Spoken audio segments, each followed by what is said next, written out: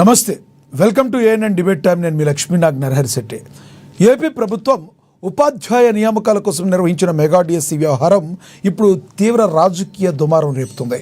ప్రస్తుతం కూటమి ప్రభుత్వం తన చేతకానితనంతో మెగా డిఎస్సిని కాస్త దగా డిఎస్సిగా మార్చేసిందని ప్రతిపక్ష వైఎస్ఆర్ కాంగ్రెస్ పార్టీ తీవ్ర స్థాయిలో ఆరోపిస్తుంది. ఇది నిరుద్యోగులకు ఉద్యోగాలు ఇచ్చే ప్రక్రియ కాదని, కూటమి నేతల మెగా దోపిడీ అంటూ ఘాటు వ్యాఖ్యలు చేస్తుంది. డిఎస్సి నియామకాల్లో పెద్ద ఎత్తున అవకతవకలు జరిగాయని, కూటమికి చెందిన కొందరు నేతలు నిరూపితం కాని పద్ధతిలో ఉద్యోగాలను అమ్ముకున్నారని వైసీపీ ఆరోపిస్తుంది. ఈ వ్యవహారంపై తక్షణమే సమగ్ర విచారణ జరిపించాలని పెద్ద ఎత్తున డిమాండ్ చేస్తూ రాష్ట్ర వ్యాప్తంగా నిరసనలు కూడా దిగింది. ఈ డిఎస్సి వివాదంపై వైసీపీ విద్యార్థి విభాగం ఆధ్వర్యంలో ఆంధ్రప్రదేశ్ అంతటా కూడా పెద్ద ఎత్తున నిరసన ప్రదర్శనలు అయితే జరుగుతున్నాయి. పరీక్షల నిర్వహణ, ఫలితాల ప్రకటన, నియామకాల ప్రక్రియలో విద్యాశాఖ ఘోరంగా విఫలమైందని విద్యా సంఘాలు, నిరుద్యోగులు ఆగ్రహం వ్యక్తం చేస్తున్నారట. డిఎస్సిని సక్రమంగా నిర్వహించలేకపోయిన విద్యాశాఖ మంత్రి నారా లోకేష్ తన పదవికి తక్షణమే రాజీనామా చేయాలని వారు డిమాండ్ చేస్తున్నారు. దీనికి సంబంధించిన నిరసనలు, విద్యార్థుల ఆందోళనతో కూడిన ఓ వీడియోను వైసీపీ తన అధికారిక సోషల్ మీడియా ఖాతాలో ట్వీట్ చేస్తూ ప్రభుత్వంపై ఒత్తిడి పెంచే ప్రయత్నం అయితే చేస్తుంది. ఇదిలా ఉంటే ఏపీలో గతేడాదిలో జరిగిన మెగా డిఎస్సిపై కొందరు చేస్తున్న దుష్ప్రచారాన్ని ఏపీ ప్రభుత్వం ఖండించింది. మెగా డిఎస్సి 2025 నియామక ప్రక్రియపై సామాజిక మాధ్యమాల వేదికగా చేస్తున్న ఆరోపణలు పూర్తిగా అవాస్తవమని తేల్చి చెప్తుంది. ఇది వ్యవస్థపై ప్రజలకున్న విశ్వాసాన్ని దెబ్బతీసేందుకు ఉద్దేశపూర్వకంగా చేస్తున్న తప్పుడు ప్రచారం అని పేర్కొంది. ఈ మేరకు ఏపీ ప్రభుత్వ ఫ్యాక్ట్ చెక్ విభాగం ఎక్స్ వేదికగా ఓ పోస్టు పెట్టింది. మెగా డిఎస్సి పరీక్షల్ని అత్యంత పారదర్శకమైన కంప్యూటర్ బేస్డ్ టెస్ట్ అంటే సిబిటి విధానంలో అత్యున్నత స్థాయి డిజిటల్ భద్రతా ప్రమాణాలతో నిర్వహించాం. మల్టీ సెషన్ పద్ధతిలో వేర్వేరు ప్రశ్నాపత్రాలతో నిర్వహించిన ఈ పరీక్షల్లో ప్రశ్నాపత్రం లీక్ అవడం అంటే సాంకేతికంగా అది అసాధ్యం. దీనిపై ఇప్పటి వరకు ఎటువంటి ఫిర్యాదులు కూడా అందలేదు. ఇక పి నవీన్ అనర్హత అంశానికి సంబంధించి నిబంధనల ప్రకారం ముందస్తు అనుమతి లేకుండా పరీక్ష రాయడం, సర్టిఫికేట్ వెరిఫికేషన్ గైర్హాజరు కావడంతో రూల్ 20 ప్రకారం అతని అభ్యర్థిత్వం రద్దు చేసినట్లు విద్యాశాఖ అయితే స్పష్టం చేసింది. ఈ నిర్ణయంపై ఆయన కోర్టును ఆశ్రయించగా హైకోర్టు ఉత్తర్వుల మేరకు గ్రీవెన్స్ రెసిడెన్సెస్ కమిటీ, రాష్ట్ర స్థాయి అప్పీల్ కమిటీల నిబంధనల ప్రకారం విచారణ జరిపి కేసును పరిష్కరించామని ప్రభుత్వం వివరించింది. మెగా డిఎస్సి 2025 నోటిఫికేషన్ విడుదలై కేవలం 148 రోజుల్లోనే ఉపాధ్యాయుల నియామక ప్రక్రియను రికార్డు స్థాయిలో పూర్తి చేశామంటుంది ప్రభుత్వం. పరీక్షలు ముగిసిన తర్వాత గతేడాది ఆగస్టు 22న అభ్యర్థుల పూర్తి వివరాలు, మార్కులు, ర్యాంకులతో కూడిన అధికారిక మెరిట్ జాబితాలను పారదర్శకంగా వెబ్సైట్లో విడుదల చేసిన తర్వాతే ఈ సర్టిఫికేట్ వెరిఫికేషన్ నిర్వహించామంటుంది. ఎటువంటి డేటా డిలీట్ కాలేదని, డిజిటల్ రికార్డులన్నీ కూడా మల్టీ లెవెల్ వెరిఫికేషన్ సిస్టమ్స్ ద్వారా భద్రతంగా ఉన్నాయని ప్రభుత్వం చెప్తుంది. ఇక రిజర్వేషన్లు, ఎంపికలు పూర్తిగా నిబంధనల ప్రకారమే జరిగాయని, ముఖ్యంగా మహిళలు, దివ్యాంగులు, ఇతర కోటాలకు హారిజంటల్ రిజర్వేషన్ అమలు చేయడం వల్ల వారు రోస్టర్ పాయింట్ల ప్రకారం ఎంపికయ్యారని వివరణ ఇచ్చింది. అభ్యర్థుల దరఖాస్తు సమయంలో స్వయంగా ఇచ్చిన పోస్ట్ ప్రిఫరెన్స్ ఆధారంగానే ఆటోమేటెడ్ కంప్యూటర్ వ్యవస్థ ద్వారా పోస్టుల కేటాయింపు జరిగిందని, ఇందులో ఎటువంటి నిబంధనల ఉల్లంఘన జరగలేదని ప్రభుత్వం స్పష్టం చేసింది. కన్వీనర్ నియామకం కూడా ప్రభుత్వ ఉత్తర్వులకు, సేవా నిబంధనలకు అనుగుణంగానే అత్యంత పారదర్శకంగా, చట్టబద్ధంగా జరిగిందని పాఠశాల విద్యాశాఖ డైరెక్టర్ కూడా పేర్కొన్నారు. ఇంత పకడ్బందీగా జరిగిన మెగా డిఎస్సి 2025పై తప్పుడు కథనాలు ప్రచారం చేయడం సబబు కాదని ఎక్స్లో పేర్కొంది. డిఎస్సి విషయంలో అసలు ఏపీలో ఏం జరుగుతుంది? ఇదే అంశం గురించి ఈరోజు చర్చ కొనసాగిద్దాం.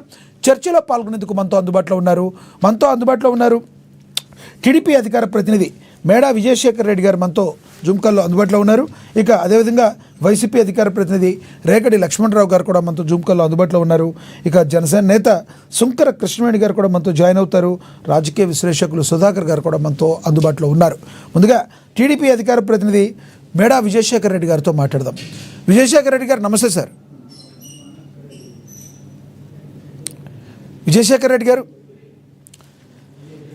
విజయశేఖర్ రెడ్డి గారు జాయిన్ అవుతారు. తదుపరి మనం వైసీపీ అధికార ప్రతినిధి రేకడి లక్ష్మణరావు గారితో మాట్లాడదాం. లక్ష్మణరావు గారు నమస్తే అండి. నమస్తే అండి లక్ష్మణరావు గారు, డిఎస్సిలకు సంబంధించి ఇదంతా కూడా వైసీపీ కట్టు కదా అని చెప్పి చంద్రబాబు నాయుడు గారు కావచ్చు, లోకేష్ గారు కావచ్చు, కూటమి ప్రభుత్వం చెప్తుంది. చంద్రబాబు నాయుడు గారు, లోకేష్ గారు బైట్స్ 2 ఉన్నాయి, ప్లే అవుతాయి, చూద్దాం.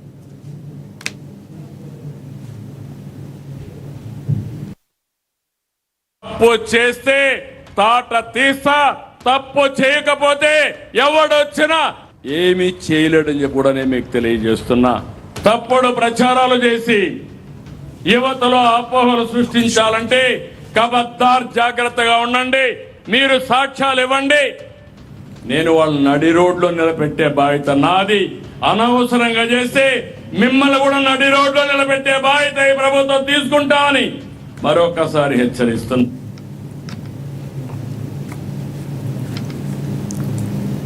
ఆ గొడ్డలి పార్టీ నాయకులు ఏకంగా 200 కేసులు మన పైన పెట్టారు. డిఎస్సి అడ్డుకోవాలని ప్రయత్నించారు, కానీ ఎక్కడా వాళ్ళు అడ్డుకోలేకపోయారు. అందుకే ఇప్పుడు కొత్త డ్రామా తీసుకొచ్చారు డిఎస్సి పైన. అందుకే చెప్తున్నా, సైకో నీది 10th క్లాస్ పేపర్ లీక్ చేసిన బ్యాచ్, నాది స్టాన్ఫర్డ్ హిస్టరీ ఉన్న బ్యాచ్. ఆ గొడ్డలి పార్టీ నాయకులు ఏకంగా 200 కేసులు మన పైన పెట్టారు. డిఎస్సి అడ్డుకోవాలని ప్రయత్నించారు, కానీ ఎక్కడా వాళ్ళు అడ్డుకోలేకపోయారు. అందుకే ఇప్పుడు కొత్త డ్రామా తీసుకొచ్చారు డిఎస్సి పైన. అందుకే చెప్తున్నా, సైకో నీది 10th క్లాస్ పేపర్ లీక్ చేసిన బ్యాచ్, నాది స్టాన్ఫర్డ్ హిస్టరీ ఉన్న బ్యాచ్. ఆ గొడ్డలి పార్టీ నాయకులు ఏకంగా 200 కేసులు. ఏమంటారు లక్ష్మణరావు గారు, అసలు ఏం జరుగుతుంది? డిఎస్సిలో అవకతవకలు జరిగాయంటానికి మీ దగ్గర ఆధారాలే ఉన్నాయి, తీసుకొస్తే నడి రోడ్డు మీద నుంచో పెట్టేస్తానని చంద్రబాబు చెప్తున్నారు. ఏమంటారు మీరు? లక్ష్మణరావు గారు, ఎస్ లక్ష్మణరావు గారు, నా వాయిస్ వినపడుతుందా?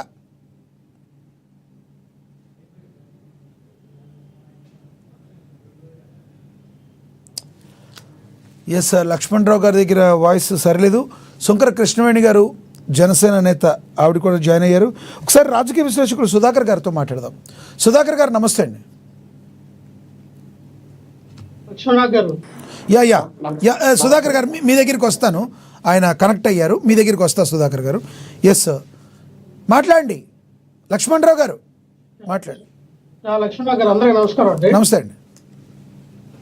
జగన్మోహన్ రెడ్డి గారు మెగా డిఎస్సి తీస్తారని చెప్పి నోటిఫికేషన్ రిలీజ్ చేస్తే, ఎలక్షన్ ముందు మీరు ఎలాగా నోటిఫికేషన్ ఇస్తారు? ఇది ప్రజల్ని, నిరుద్యోగులు తప్పుదారిన పెట్టే పరిస్థితే కదా. వాళ్ళు ఓట్లు దండుకునే అవసరానికి వీళ్ళు నోటిఫికేషన్ తీసుకొస్తారని చెప్పి మరి హైకోర్టుకి, సుప్రీంకోర్టుకి వెళ్ళి ఆ మెగా డిఎస్సి నోటిఫికేషన్ కూడా రద్దు చేసేలాగా వాళ్ళు టీడీపీ కార్యక్రమం చేయడం జరిగింది. అయితే అధికారంలోకి రాగానే మేము మెగా డిఎస్సి సుమారు 25,000 ఉద్యోగులు తెస్తామని చెప్పి మోసం చేసినటువంటి ఈ యొక్క కూటమి ప్రభుత్వం ఈ 16,347 ఉద్యోగాలు ఏవైతే తీశారో, ఇది కూడా మెగా డిఎస్సి ఒక పెద్ద మెగా స్కామ్ జరిగిందనేది మనకు అర్థమవుతోంది. ఎందుకంటే ఎవరైతే ఎస్సీఆర్టీలో పనిచేస్తున్నటువంటి ఒక వ్యక్తి, నవీన్ అనే వ్యక్తిని, ఆ వ్యక్తి కంప్యూటర్ ఆపరేటర్ గా ఎస్సీఆర్టీలో పనిచేస్తున్నాడు, అవుట్ సోర్సింగ్ లో పనిచేస్తూ ఉన్నాడు. ఆ వ్యక్తికి ఏదైతే ఈ టెట్ పేపర్స్ అలాగే డిఎస్సి ఎగ్జామ్ పేపర్స్ రెండు కూడా అప్లోడ్ చేయడానికి ఆయనకి ఇస్తే, ఆయన మరి ఈరోజు చూస్తే ఏదైతే తను రాసినటువంటి, తను కూడా ఈ TET exam, mega DSC exam కూడా రాశాడు. రెండు కూడా సోషల్ లాంగ్వేజ్ లో కృష్ణా జిల్లాకి నంబర్ 1 స్థానంలో ఆయన నిలబడ్డాడు, నంబర్ 1 ర్యాంక్ లో నిలబడ్డాడు. అలాగే తెలుగు లాంగ్వేజ్ లో 6వ ర్యాంక్ వచ్చింది. టోటల్ గా ఆ స్టేట్ ర్యాంక్ లో ఆయన కూడా మరి ర్యాంక్ రావడం జరిగింది. మరి ఆ వ్యక్తికి ఉద్యోగం ఇచ్చినట్టుగా ఇచ్చి మళ్ళీ తొలగించారు. ఏదైతే ఈ పేపర్ లీకేజ్ అయిందని కారణంతో, ఏదైతే ఈ ఎస్ఐఆర్టీలో పనిచేస్తున్న నవీన్ అనే వ్యక్తి పేపర్ లీకేజ్ చేశాడని, తను కూడా ఆ పేపర్ లో ఆ ఏదైతే అప్లోడ్ చేసే కార్యక్రమంలో తను ఉన్నాడు కాబట్టి, తనకి పేపర్ ముందుగానే తెలిసిపోయింది కాబట్టి, ఆ ర్యాంక్ తనకు వచ్చింది కాబట్టి, ఆ వ్యక్తికి ఉద్యోగం ఇవ్వకుండా మళ్ళీ వీళ్ళు ఏం చేశారంటే ఈ కూటమి ప్రభుత్వం తన ఐడిని బ్లాక్ చేశారు. ఐడిని బ్లాక్ చేస్తే తను మళ్ళీ హైకోర్టుకి వెళ్ళి, సార్ నాకు ఇలా ఉద్యోగం వస్తుంది, నాకు ఉద్యోగం రాకుండా ఆ కూటమి ప్రభుత్వం నన్ను అడ్డుకుందని చెప్పి ఆయన హైకోర్టుకి వెళ్తే, ఈ రోజున లేనిపోయినటువంటి వ్యవహారాలను మాట్లాడుతుంది కూటమి ప్రభుత్వం. మీరు నిజంగానే ఈ మెగా డిఎస్సి టెస్ట్ పేపర్స్ కానీ మీరు లీకేజ్ చేయకపోతే ఎందుకు మీరు ఆ వ్యక్తిని ఉద్యోగం నుంచి ఎందుకు తీసేశారు? ఏదైతే టెట్ ఈ మెగా డిఎస్సి ఎగ్జామ్ నిర్వహించినటువంటి డైరెక్టర్ని, కన్వీనర్ని ఎందుకు విధుల నుంచి మీరు తొలగించారు? టెట్ ఎగ్జామ్ చేసిన వ్యక్తి ఒకలే, మెగా డిఎస్టీ ఎగ్జామ్ నిర్వహించిన వ్యక్తి ఒకలే, అంటే 2 ఎగ్జామ్స్ కూడా నిర్వహించడానికి ఒకే వ్యక్తికి మీరు ఎందుకు బాధ్యతలు చెప్పారు? ఎందుకు ఆ వ్యక్తిని ఈ రోజున ఉద్యోగం నుంచి తీసి పక్కన పెట్టారు అనేది సమాధానం చెప్పు. స్పోర్ట్స్ కోటాలో మనం చూస్తే ఆడియోలు రిలీజ్ అయినాయి, అలాగే వీడియోలు కూడా బయటకు వచ్చినాయి. ఒక్కొక్క ఉద్యోగాన్ని 15 నుంచి 20 లక్షలకి సంతలో ఎలాగైతే మనం బర్రెలు, గొర్రెలు, మేక ఏ రకంగా అయితే కొంటాం అలాగా బేరసారాలు పెట్టారు. రండి మీరు 15 లక్షలు పెట్టుకొని రండి, మీకు ఆ స్పోర్ట్స్ కోటాలో ఉద్యోగం గ్యారంటీ అని చెప్పి. అంటే ఇదేంటిది? కనీసం ఆ వ్యక్తి ఎప్పుడు కూడా గ్రౌండ్ లో దిగి ఏ గేమ్ ఆడింది లేదు, ఆ వ్యక్తికి ఎప్పుడు కూడా ఎటువంటి గేమ్ లో పార్టిసిపేషన్ చేసింది లేదు. కానీ ఫేక్ సర్టిఫికెట్లు తీసుకొచ్చి ఈ రోజున కోపల్లలుగా మరి స్పోర్ట్స్ కోటాలో ఉద్యోగాలు వేయడం జరిగింది. ఎక్కడో ఎంతవరకు కాదండి, విజయనగరం జిల్లా. ఆ విజయనగరం జిల్లాలో వెయిట్ లిఫ్టింగ్ చేసినటువంటి ఒక క్రీడాకారిణి ఆవిడ 1992లో పుట్టి 93 డేట్ ఆఫ్ బర్త్ చూపించింది, 92 డేట్ ఆఫ్ బర్త్ చూపించింది. ఆవిడ గతంలో సేమ్ ఇలాగే పోస్టల్ డిపార్ట్మెంట్ లో పోస్టల్ శాఖలో ఆవిడ ఉద్యోగం చేస్తే ఆవిడ డేట్ ఆఫ్ బర్త్ మీద ఆ అనుమానం వచ్చిన ఒక వ్యక్తి ఆర్టీఐ యాక్ట్ చేసి ఆ సంవత్సరం అంతా పొందిన తర్వాత అది డిఐజీ గారికి సమర్పిస్తే ఆవిడ్ని ఆ పోస్టల్ డిపార్ట్మెంట్ నుంచి తీసేశారు. మరి ఆ అమ్మాయి 1992, 93 కూడా 2 డేట్ ఆఫ్ బర్త్ మీద కూడా పాస్పోర్ట్ తయారు చేస్తుంది. ఈ రోజున ఆ వ్యక్తికి డిఎస్సీలో టీచర్ పోస్ట్ ఇవ్వడం జరిగింది. అంటే గతంలో నిర్వాహకనే పోస్టల్ డిపార్ట్మెంట్ నిర్వాహకనే తప్పని అన్నప్పుడు ఈ రోజున మెగా డిఎస్సీలో ఎలాగా ఆవిడకి మీరు కోర్సు కోటలు ఉద్యోగం ఇచ్చారు? దీనిపై సమాధానం చెప్పండి అంటే సమాధానం చెప్పు. క్రిస్టల్ క్లియర్ ఆధారాలు ఉన్నాయి కదా. ఎవరైతే నష్టపోయారో వాళ్ళందరూ కూడా ఈ రోజున కోర్టుకు వెళ్ళారు, హైకోర్టుకు వెళ్ళారు, సుప్రీం కోర్టుకు వెళ్ళారు. వాళ్ళ దగ్గర ఉన్నటువంటి ఆధారాలను కూడా పెట్టడం జరిగింది. మా అధినాయకుడు వైఎస్ జగన్మోహన్ రెడ్డి గారు 10 ప్రశ్నలు అడిగారు, సూటి ప్రశ్నలు. దేనికి సమాధానం చెప్పలేము. నిజంగా అవతవకలు జరగకపోతే, అవినీతి జరగకపోతే, అక్రమాలు జరగకపోతే, మీరు ఈ డిఎస్ పోస్టులు అమ్మకపోతే, పారదర్శకంగా జరిగితే ఎందుకు మీరు సమాధానం చెప్పలేకపోతూ ఉన్నారు? ఎందుకు నారా లోకేష్ ఈ రోజున వేరే రాష్ట్రాలు, వేరే దేశాలు వెళ్ళిపోవడానికి ఎందుకు ఆయన ప్రయాణం అవుతూ ఉన్నాడు? ఎందుకు ఈ రోజున నిరుద్యోగులు 3,60,000 మంది రాస్తున్నటువంటి ఈ మెగా డిఎస్ లో ఇంత మెగా దగా జరిగిందని ప్రతి ఒక్క నిరుద్యోగులు ఈ రోజున రోడ్ల మీదకి వచ్చి వాళ్ళ ధర్నా కార్యక్రమంలో పాల్గొనడం జరుగుతూ ఉంది. అంటే కూటమి ప్రభుత్వం నిర్వహించినటువంటి మెగా డిఎస్ లో ఇటువంటి అవకతవకలు జరిగాయి. లక్ష్మణరావు గారు అక్కడ సంబంధించి లక్ష్మణరావు గారు నవీన్ అనర్హత విషయానికి సంబంధించిన నిబంధనల ప్రకారం ముందస్తు అనుమతి లేకుండా పరీక్ష రాశాడని, సర్టిఫికేట్ వెరిఫికేషన్ గైర్హాజరు కావడంతో రూల్ ప్రకారం అతడి అభ్యర్థిత్వం రద్దు చేసినట్లుగా విజయశాఖ చెప్తుంది. సార్ ఆయన ఏదైతే ఈ సర్టిఫికేట్ వెరిఫికేషన్ రాలేదని మీ ఉద్యోగం ఇవ్వలేదన్నారు, సర్టిఫికేట్ వెరిఫికేషన్ రాలేదని ఉద్యోగం ఇవ్వలేదని వ్యక్తులు ఆయన ఫోన్కి ఎందుకు మెసేజ్ పెట్టారు? కాల్ లెటర్ ఎందుకు పంపించారు? అది చూస్తే ఆయన ఐడి బ్లాక్ చేశారు. అసలు ఐడి ఎందుకు బ్లాక్ చేశారు? ఏదైతే తన క్వాలిఫై అయినటువంటి ఆ డిఎస్ లో ఆయన ఆ ఐడి ఆయన ఓపెన్ చేసి చూస్తే ఆయనది బ్లాక్ అయి ఉంది ఐడి. ఎందుకు బ్లాక్ చేశారు? మీరు నంబర్ 1 ర్యాంక్ ఎందుకు తొలగించారు? ఇలా చూడండి, మెరిట్ లిస్ట్ కూడా రిలీజ్ చేయాలా? అసలు డిఎస్సి అంటే ఏంటంటే district selection committee. District selection committee ఆయా డిస్ట్రిక్ట్ లో ఆయా కలెక్టర్ గారు ఎవరైతే ఈ యొక్క డిఎస్సి రాసిన ఎగ్జామ్ లో ఎవరైతే మెరిట్ స్టూడెంట్స్ కానీ మెరిట్ ఆధారంగా వాళ్ళకి వచ్చినటువంటి మార్కులు, కట్ ఆఫ్ మార్కులు కూడా చూపించాలా? అసలు యాక్చువల్లీ మెరిట్ లిస్ట్ చూపించాలి, కట్ ఆఫ్ మార్కులు చూపించాలి. ఈ కట్ ఆఫ్ మార్కుల లిస్ట్ కూడా చూపించకుండా మెరిట్ లిస్ట్ బయటకు రాకుండా వీళ్ళు చేసినటువంటి గందరగోళం. ఒక కలెక్టర్ గారు ఆ యొక్క ఆ జిల్లాలో ఎవరైతే మెరిట్ ద్వారా సెలెక్ట్ అయ్యారో, ఎవరైతే సెలెక్ట్ అయ్యారో ఆ సమ్ పీపుల్ లిస్టు తయారు చేసి పంపిస్తారు. వీళ్ళకి ఉద్యోగం, వీళ్ళకి సెలెక్ట్ అయ్యారు, వీళ్ళు సెలెక్ట్ పీపుల్ అని చెప్పి పంపిస్తారు కలెక్టర్ గారు. కానీ ఈ రోజున ఈ డిస్ట్రిక్ట్ సెలక్షన్ కమిటీ ఏమైంది? దగా సెలక్షన్ కమిటీ అయిందా, లేదా దోపిడీ సెలక్షన్ కమిటీ అయిందా, లేదా దగాకోరు సెలక్షన్ కమిటీ అయిందా? ఈ కూటమి ప్రభుత్వం డిఎస్సికి మారు పేరుగా ఇంకో పేరు ఏమైనా పెట్టారో అర్థం కావట్లా. సార్ ఈ రోజు నిరుద్యోగులు ఎన్నో సంవత్సరాలుగా ఎదురు చూస్తే ఒక్కొక్కరు 30-40 సంవత్సరాలు ఆ ఏజ్ బార్ అయిపోయిన వ్యక్తులు కూడా ఉన్నారు. అయ్యా ఈ ఉద్యోగం వస్తే నా కుటుంబం బాగుపడుతుంది, నా కుటుంబానికి ఉన్న ఆర్థిక సమస్యలు పోతాయి అని ఎన్నో కుటుంబాలు ఎదురు చూసినటువంటి ఈ యొక్క ఉద్యోగాలు కూడా మీరు అమ్ముకుంటే, చెంతలో పేరసారాలు ఆడుతూ ఉంటే ఈ నిరుద్యోగులు ఎవరు చెప్పుకుంటారండి? ఆ ఆవేదన ఎవరు చెప్పుకుంటారండి? ఈ రోజున ఏజ్ బార్ అయిపోయిన వ్యక్తుల సంగతి ఏంటండి? వాళ్ళు ఆత్మహత్య చేసుకుని చచ్చిపోతే వాళ్ళ పరిస్థితిగా ఈ కూటమి ప్రభుత్వం కాదా? అంటే ఏజ్ లిమిట్ అయిపోయిన పరిస్థితులు ఏంటి? మీరు ఉద్యోగాలు అమ్ముకుంటే ఏజ్ లిమిట్ అయిపోయిన పరిస్థితులు, అయ్యా ఈ పాపం పెళ్లిళ్ళు చేసుకోకుండా వాళ్ళకి ఇంకో లక్ష్యం లేకుండా నేను టీచర్ అవ్వాలి, నేను ఎలాగైనా గవర్నమెంట్ ఉద్యోగం టీచర్ అవ్వాలనే ఒక సంకల్పంతో ఒక్కొక్కరు 10-15 20 కష్టపడి చదివిన వ్యక్తులు కూడా ఉన్నారండి. లక్ష్మణరావు గారు, వ్యక్తులు కూడా ఈ రోజున గతంలో మీరు లక్ష్మణరావు గారు ఇంత ఆక్రందన ఆవేశన ఉంది, గతంలో 5 ఏళ్లలో మీరు ఎందుకు చేయలేకపోయారు అంటే ఎలక్షన్స్ ముందు వరకు కూడా ఎందుకు చేయలేకపోయారని అడిగే వాళ్ళకి మీరేం సమాధానం చెప్తారు? మంచి ప్రశ్న అడిగారు, మంచి ప్రశ్న అడిగారు, మంచి ప్రశ్న అడిగారు. కరోనా గురించి చెప్తారు.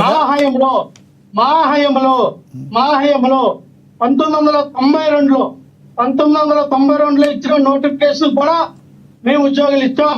2004లో ఇచ్చిన నోటిఫికేషన్ మేము ఉద్యోగులు ఇచ్చాం. 2014లో నోటిఫికేషన్ ఇచ్చిన దాంట్లో కూడా మేము ఉద్యోగాలు ఇచ్చాం. 22,000 ఉద్యోగాలు మేము ఇచ్చాం. కానీ మీకు లిస్ట్ తీయండి, ఆయన నోటిఫికేషన్ ఇచ్చి వెళ్ళిపోయినంతే ఉద్యోగాల వల్ల. కానీ ఆ ఉద్యోగులు రిక్రూట్మెంట్ చేసింది మేము. 22,500 ఉద్యోగాలు వైఎస్ఆర్ కాంగ్రెస్ పార్టీ రిక్రూట్మెంట్ చేసింది. మళ్ళీ మరొక 25,000 ఉద్యోగాలతో మీ నోటిఫికేషన్ ఇవ్వాలని మీరు చూస్తే ఆ నోటిఫికేషన్ ఆపేసిన పరిస్థితులు అంటే ఇదే రాజకీయం.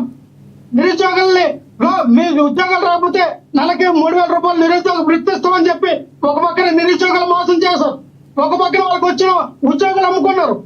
ఓటమి ప్రభుత్వం తన యొక్క ఏదైతే ఎడ్యుకేషన్ మినిస్టర్ గా ఉన్నారో ఆయన బాధ్యత తీసుకొని ఆయన తక్షణమే ఆయన యొక్క మినిస్టర్ గా రాజీనామా చేయాల.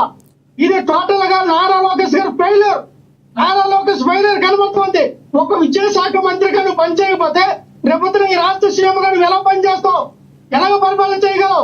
ఒక శాఖను నువ్వు నిర్వర్తించలేకపోతే, ఒక శాఖను నువ్వు బాధ్యతగా తీసుకెళ్ళకపోతే, ఒక రాష్ట్ర సీఎం గా అయితే రేపొద్దున అన్ని శాఖల్ని నువ్వు ఎలాగ నిర్వర్తించగలవు, ఎలాగ ఈ రాష్ట్రంలో పరిపాలించగలవు? అంటే నారా లోకేష్ టోటల్ గా ఫెయిల్యూర్ అయ్యాడు. ఒక విద్యాశాఖనే ఆయన పూర్తిగా నిర్వహించలేకపోయాడు. ఒక మెగా డిఎస్సీ ఎగ్జామ్ ని బాగా కండక్ట్ చేయలేకపోయాడు. ఈ రోజు ఒక రాష్ట్రం సీఎం అయితే ఈ రాష్ట్రాన్ని అమ్ముకుంటాడు, అన్ని శాఖల ఉద్యోగాలు అమ్ముకుంటాడు, ఈ రాష్ట్రాన్ని అంధకారంలో పెట్టేస్తాడు. ఈ రాష్ట్రం ఎందుకు పనికిరాకుండా తొలగ 50 సంవత్సరాలు వెనక్కి తీసుకెళ్లిపోతాడు నారా లోకేష్. ఇటువంటి నారా లోకేష్ కి సీఎం అయ్యే అర్హత లేదు, ఆయనకు పరిపాలన అర్హత లేదు, దక్షత లేదు. ఆయన బాయ్కట్ చేయాలి ఏపీ ప్రజలు ఖచ్చితంగా. ఎందుకంటే నిరుద్యోగాలు వాళ్ళ ఆత్మనాదాలు నారా లోకేష్ కుటుంబానికి తగిలితే సార్ ఈ రోజున 3,60,60,000 మంది రాసిన ఎగ్జామ్ లో ఎంతమంది ఉసిరి తగులుతారు సార్? మీరు అమ్ముకుంటారా? 10 లక్షలు, 15 లక్షలు, 20 లక్షలు అని చెప్పి బేరాలాడు అమ్ముకుంటారా? ఇవన్నీ సంతలో బర్రెలు అంటే ఇవన్నీ మేకపోతే ఇవన్నీ మీ ఆరోపణలు, మీ దగ్గర నిజమైన ఇవన్నీ మీ ఆరోపణలు గుడ్డ కాల్చి ముఖం మీద వేస్తున్నారు. మీ దగ్గర సరైన ఆధారం ఉంటే చట్టబద్ధంగా వెళ్ళండి అంటున్నారు వాళ్ళు అంటున్నారు. కోర్టు వారు కూడా, సుప్రీంకోర్టు, హైకోర్టు కూడా మొట్టుగాలు పెట్టి రేపు పాప వీళ్ళు ఏదైతే ఈ యొక్క నియామకాలు కూడా రద్దయ్యే పరిస్థితుల్లో కూడా తీర్పు వచ్చే అవకాశం కూడా ఉంది. రైట్. సుప్రీంకోర్టు మొట్టికాయలు ఈ రెండింటి గురించి మీకు బాగా ఐడియా ఉన్నట్టుంది. మళ్ళీ మాట్లాడతాను మీతో. మనతోటి సుధాకర్ గారు ఉన్నారు, రాజకీయ విశ్లేషకులు, ఆయనతో మాట్లాడదాం. సుధాకర్ గారు నమస్తే అండి. ప్యానల్ సభ్యులందరికీ కూడా నమస్కారం.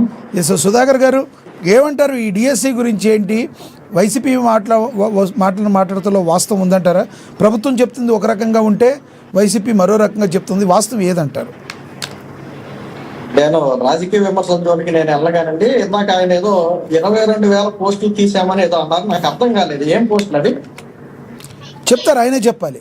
22,000 పోస్టులు మేము తీసుకోవాలేదండి, రిక్రూట్మెంట్ చేసాము.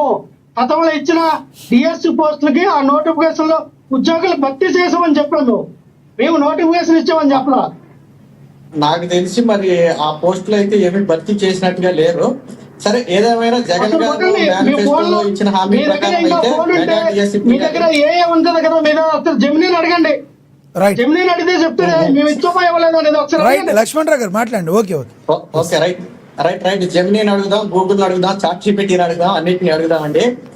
నేను మళ్ళీ నేను మాట్లాడితే అది రాజకీయ విమర్శల ఉద్యమం, నేను మాట్లాడలే. కానీ జగన్మోహన్ రెడ్డి గారు ఎన్నికల మేనిఫెస్టోలో 2.5 లక్షల ఉద్యోగాల ఏపీపీఎస్సీ ఉద్యోగాలు భర్తీ అని చెప్పి ఆయన ఎన్నికలకు వెళ్ళారు. అలాగే మెగా డిఎస్సీ అని చెప్పారు. ఇన్ని పోస్టులు అని చెప్పలేదు కానీ మెగా డిఎస్సీ అని చెప్పారు. మరి 5 ఏళ్లలో ఏపీపీఎస్సి ద్వారా ఒక్క పోస్టు కూడా భర్తీ చేయలేదు, అది వాస్తవం. రెండోది, గత నోటిఫికేషన్ సంబంధించి గ్రూప్ 1 పోస్టులు భర్తీ చేస్తే అది వివాదంలో ఉంది, సరే ఇప్పుడు టాపిక్ కాదు. ఇక మెగా డిఎస్సికి సంబంధించి 5 ఏళ్లలో తీయలేదు, వాస్తవం, అది పక్కన పెడతాం. కూటమి ప్రభుత్వం ఇచ్చిన హామీ ప్రకారం మెగా డిఎస్సి అని చెప్పింది, ఇన్ని పోస్టులని ఎక్కడా చెప్పలేదు. సరే 16,000కు పైగా పోస్టులు తీసిన మాట వాస్తవం, దాని మీద 240 కేసులు ఉన్నమాట వాస్తవం, కేసులను ఛేదించుకుంటూ వచ్చిన మాట వాస్తవం. అయితే మరి నిన్న కోన శశిధర్ గారి ప్రెస్ మీట్ బహుశా చూసినట్లేరు, ఆయన డిఎస్సి మెరిట్ లిస్ట్ విడుదల చేయలేదు అన్నారు. కానీ మీరు గూగుల్లోకి వెళ్ళిపోయి డిఎస్సి మెరిట్ లిస్ట్ అని కొట్టగానే మీకు వరుస పెట్టి వచ్చేస్తాయి. ఈ రోజుకి స్టిల్ ఆన్లైన్ లోనే మెరిట్ లిస్టులు ఉన్నాయి. నిన్న ఆ విషయం ఆయన స్వయంగా చెప్పారు. ఒకవేళ అధికారిగా ఆయన ఏదైనా అబద్ధం చెప్పుకుంటే ఆయన మీద లీగల్ గా కూడా వెళ్ళొచ్చు. రెండోది, ఇప్పుడు చేస్తున్నటువంటి ఏ ఆరోపణ మీద కూడా లీగల్ గా వెళ్లే అవకాశం లేదు. వీళ్ళు ప్రధానంగా నవీన్ అంశాన్ని ఎత్తుకున్నారు.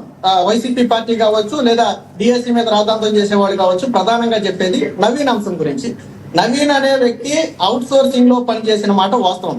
సాధారణంగా ఎవరైనా అవుట్ సోర్సింగ్ లో, ప్రభుత్వ అవుట్ సోర్సింగ్ లో పనిచేస్తే ఏదైనా కాంపిటేటివ్ ఎగ్జామ్ రాయాలి అంటే ముందు అనుమతి తీసుకోవాలి. అవుట్ సోర్సింగ్ అభ్యర్థి కాంపిటేటివ్ ఎగ్జామ్ రాయకూడదని ఎక్కడా లేదు, కానీ ప్రభుత్వ అనుమతి తీసుకోవాలి. ఆ వ్యక్తి అనుమతి తీసుకోలేదు అనేది నిన్న అధికారులు చెప్పిన మాట. రెండోది, అతనికి ర్యాంక్ వచ్చింది, ఎందుకు పోస్ట్ ఇవ్వలేదు అన్నారు. ఇప్పుడు 16,300 మంది ఎవరైతే ఉద్యోగాలు పొందారో వాళ్ళందరూ పోస్ట్ వచ్చిన తర్వాత సర్టిఫికేట్ వెరిఫికేషన్ కి వెళ్ళి అక్కడ క్లియర్ అయిన తర్వాత మాత్రమే పోస్ట్ పొందిన వాళ్ళు. మరి నవీన్ అనే వ్యక్తి సర్టిఫికేట్ వెరిఫికేషన్ కి ఎందుకు వెళ్ళలేదో నవీన్ చెప్పాలి, లేదా నవీన్ అడ్డం పెట్టుకుని రాద్ధాంతం చేసేవాడే చెప్పాలి. ఆయన ఆ రోజు సర్టిఫికేట్ వెరిఫికేషన్ కి వెళ్ళలేదు, కానీ తర్వాత కోర్టుకి వెళ్ళారు. కోర్టుకి వెళ్తే కోర్టు ఏం చెప్పింది, కోర్టు కూడా ఇమీడియట్ గా ఉద్యోగం ఇవ్వండి అని చెప్పలా, వెంటనే మీరు గ్రీవెన్స్ కి వెళ్ళండి అని చెప్పింది. ఎందుకు గ్రీవెన్స్ కి వెళ్ళండి అని చెప్పింది అంటే, కోర్టులో ప్రభుత్వం తరపు వాదన చెప్పింది, సార్ ఈ వ్యక్తికి ర్యాంక్ వచ్చిన మాట వాస్తవం, అనుమతి తీసుకోకుండా ఎగ్జామ్ రాసిన మాట వాస్తవం, కానీ మేము అందరిలాగానే సర్టిఫికేట్ వెరిఫికేషన్ పిలిచాం, ఆయన రాలేదు కాబట్టి తదుపరి వ్యక్తికి అది కేటాయించేశాం, యాజ్ పర్ రూల్స్ ప్రకారమే మేము చేసామని చెప్తే అతన్ని మళ్ళీ గ్రీవెన్స్ కి వెళ్ళి సమాధానం చెప్పమంది. ఏమని, మీరు ఎందుకు ఆ రోజు సర్టిఫికేట్ వెరిఫికేషన్ కి వెళ్ళలేదు, ఎందుకు ఎన్ఓసి తీసుకోలేదు అనే దానికి గ్రీవెన్స్ కి వెళ్ళి సమాధానం చెప్పమని చెప్పి కోర్టు చెప్పింది. సో కోర్టు ఇక్కడ ఎక్కడా కూడా తప్పు పట్టలేదు. రెండోది, ఇక్కడ ఇంకా కొన్ని ఆరోపణలు చేశారు. ఏమని ఆరోపణలు, గతంలో 25,000 పోస్టులతో డిఎస్సి తీసే ప్రయత్నం చేస్తే దాన్ని కూటమి ప్రభుత్వం అడ్డుకుందని చెప్పి ఒక ఆరోపణ చేశారు. కూటమి కాదు, అప్పట్లో ప్రతిపక్షంలో ఉన్నటువంటి టీడీపీ అడ్డుకుందని ఒక ఆరోపణ చేశారు. అది అచ్చు తప్పు. 25,000 పోస్టులు కాదు, 6,100 పోస్టులతో నోటిఫికేషన్ విడుదల చేయడానికి రంగం సిద్ధం చేశారు. అది 25,000 పోస్టులు కాదు. అది కూడా ఎన్నికలకు ముందు ఎందుకు డిఎస్సి తీశారనేది చెప్పాలి.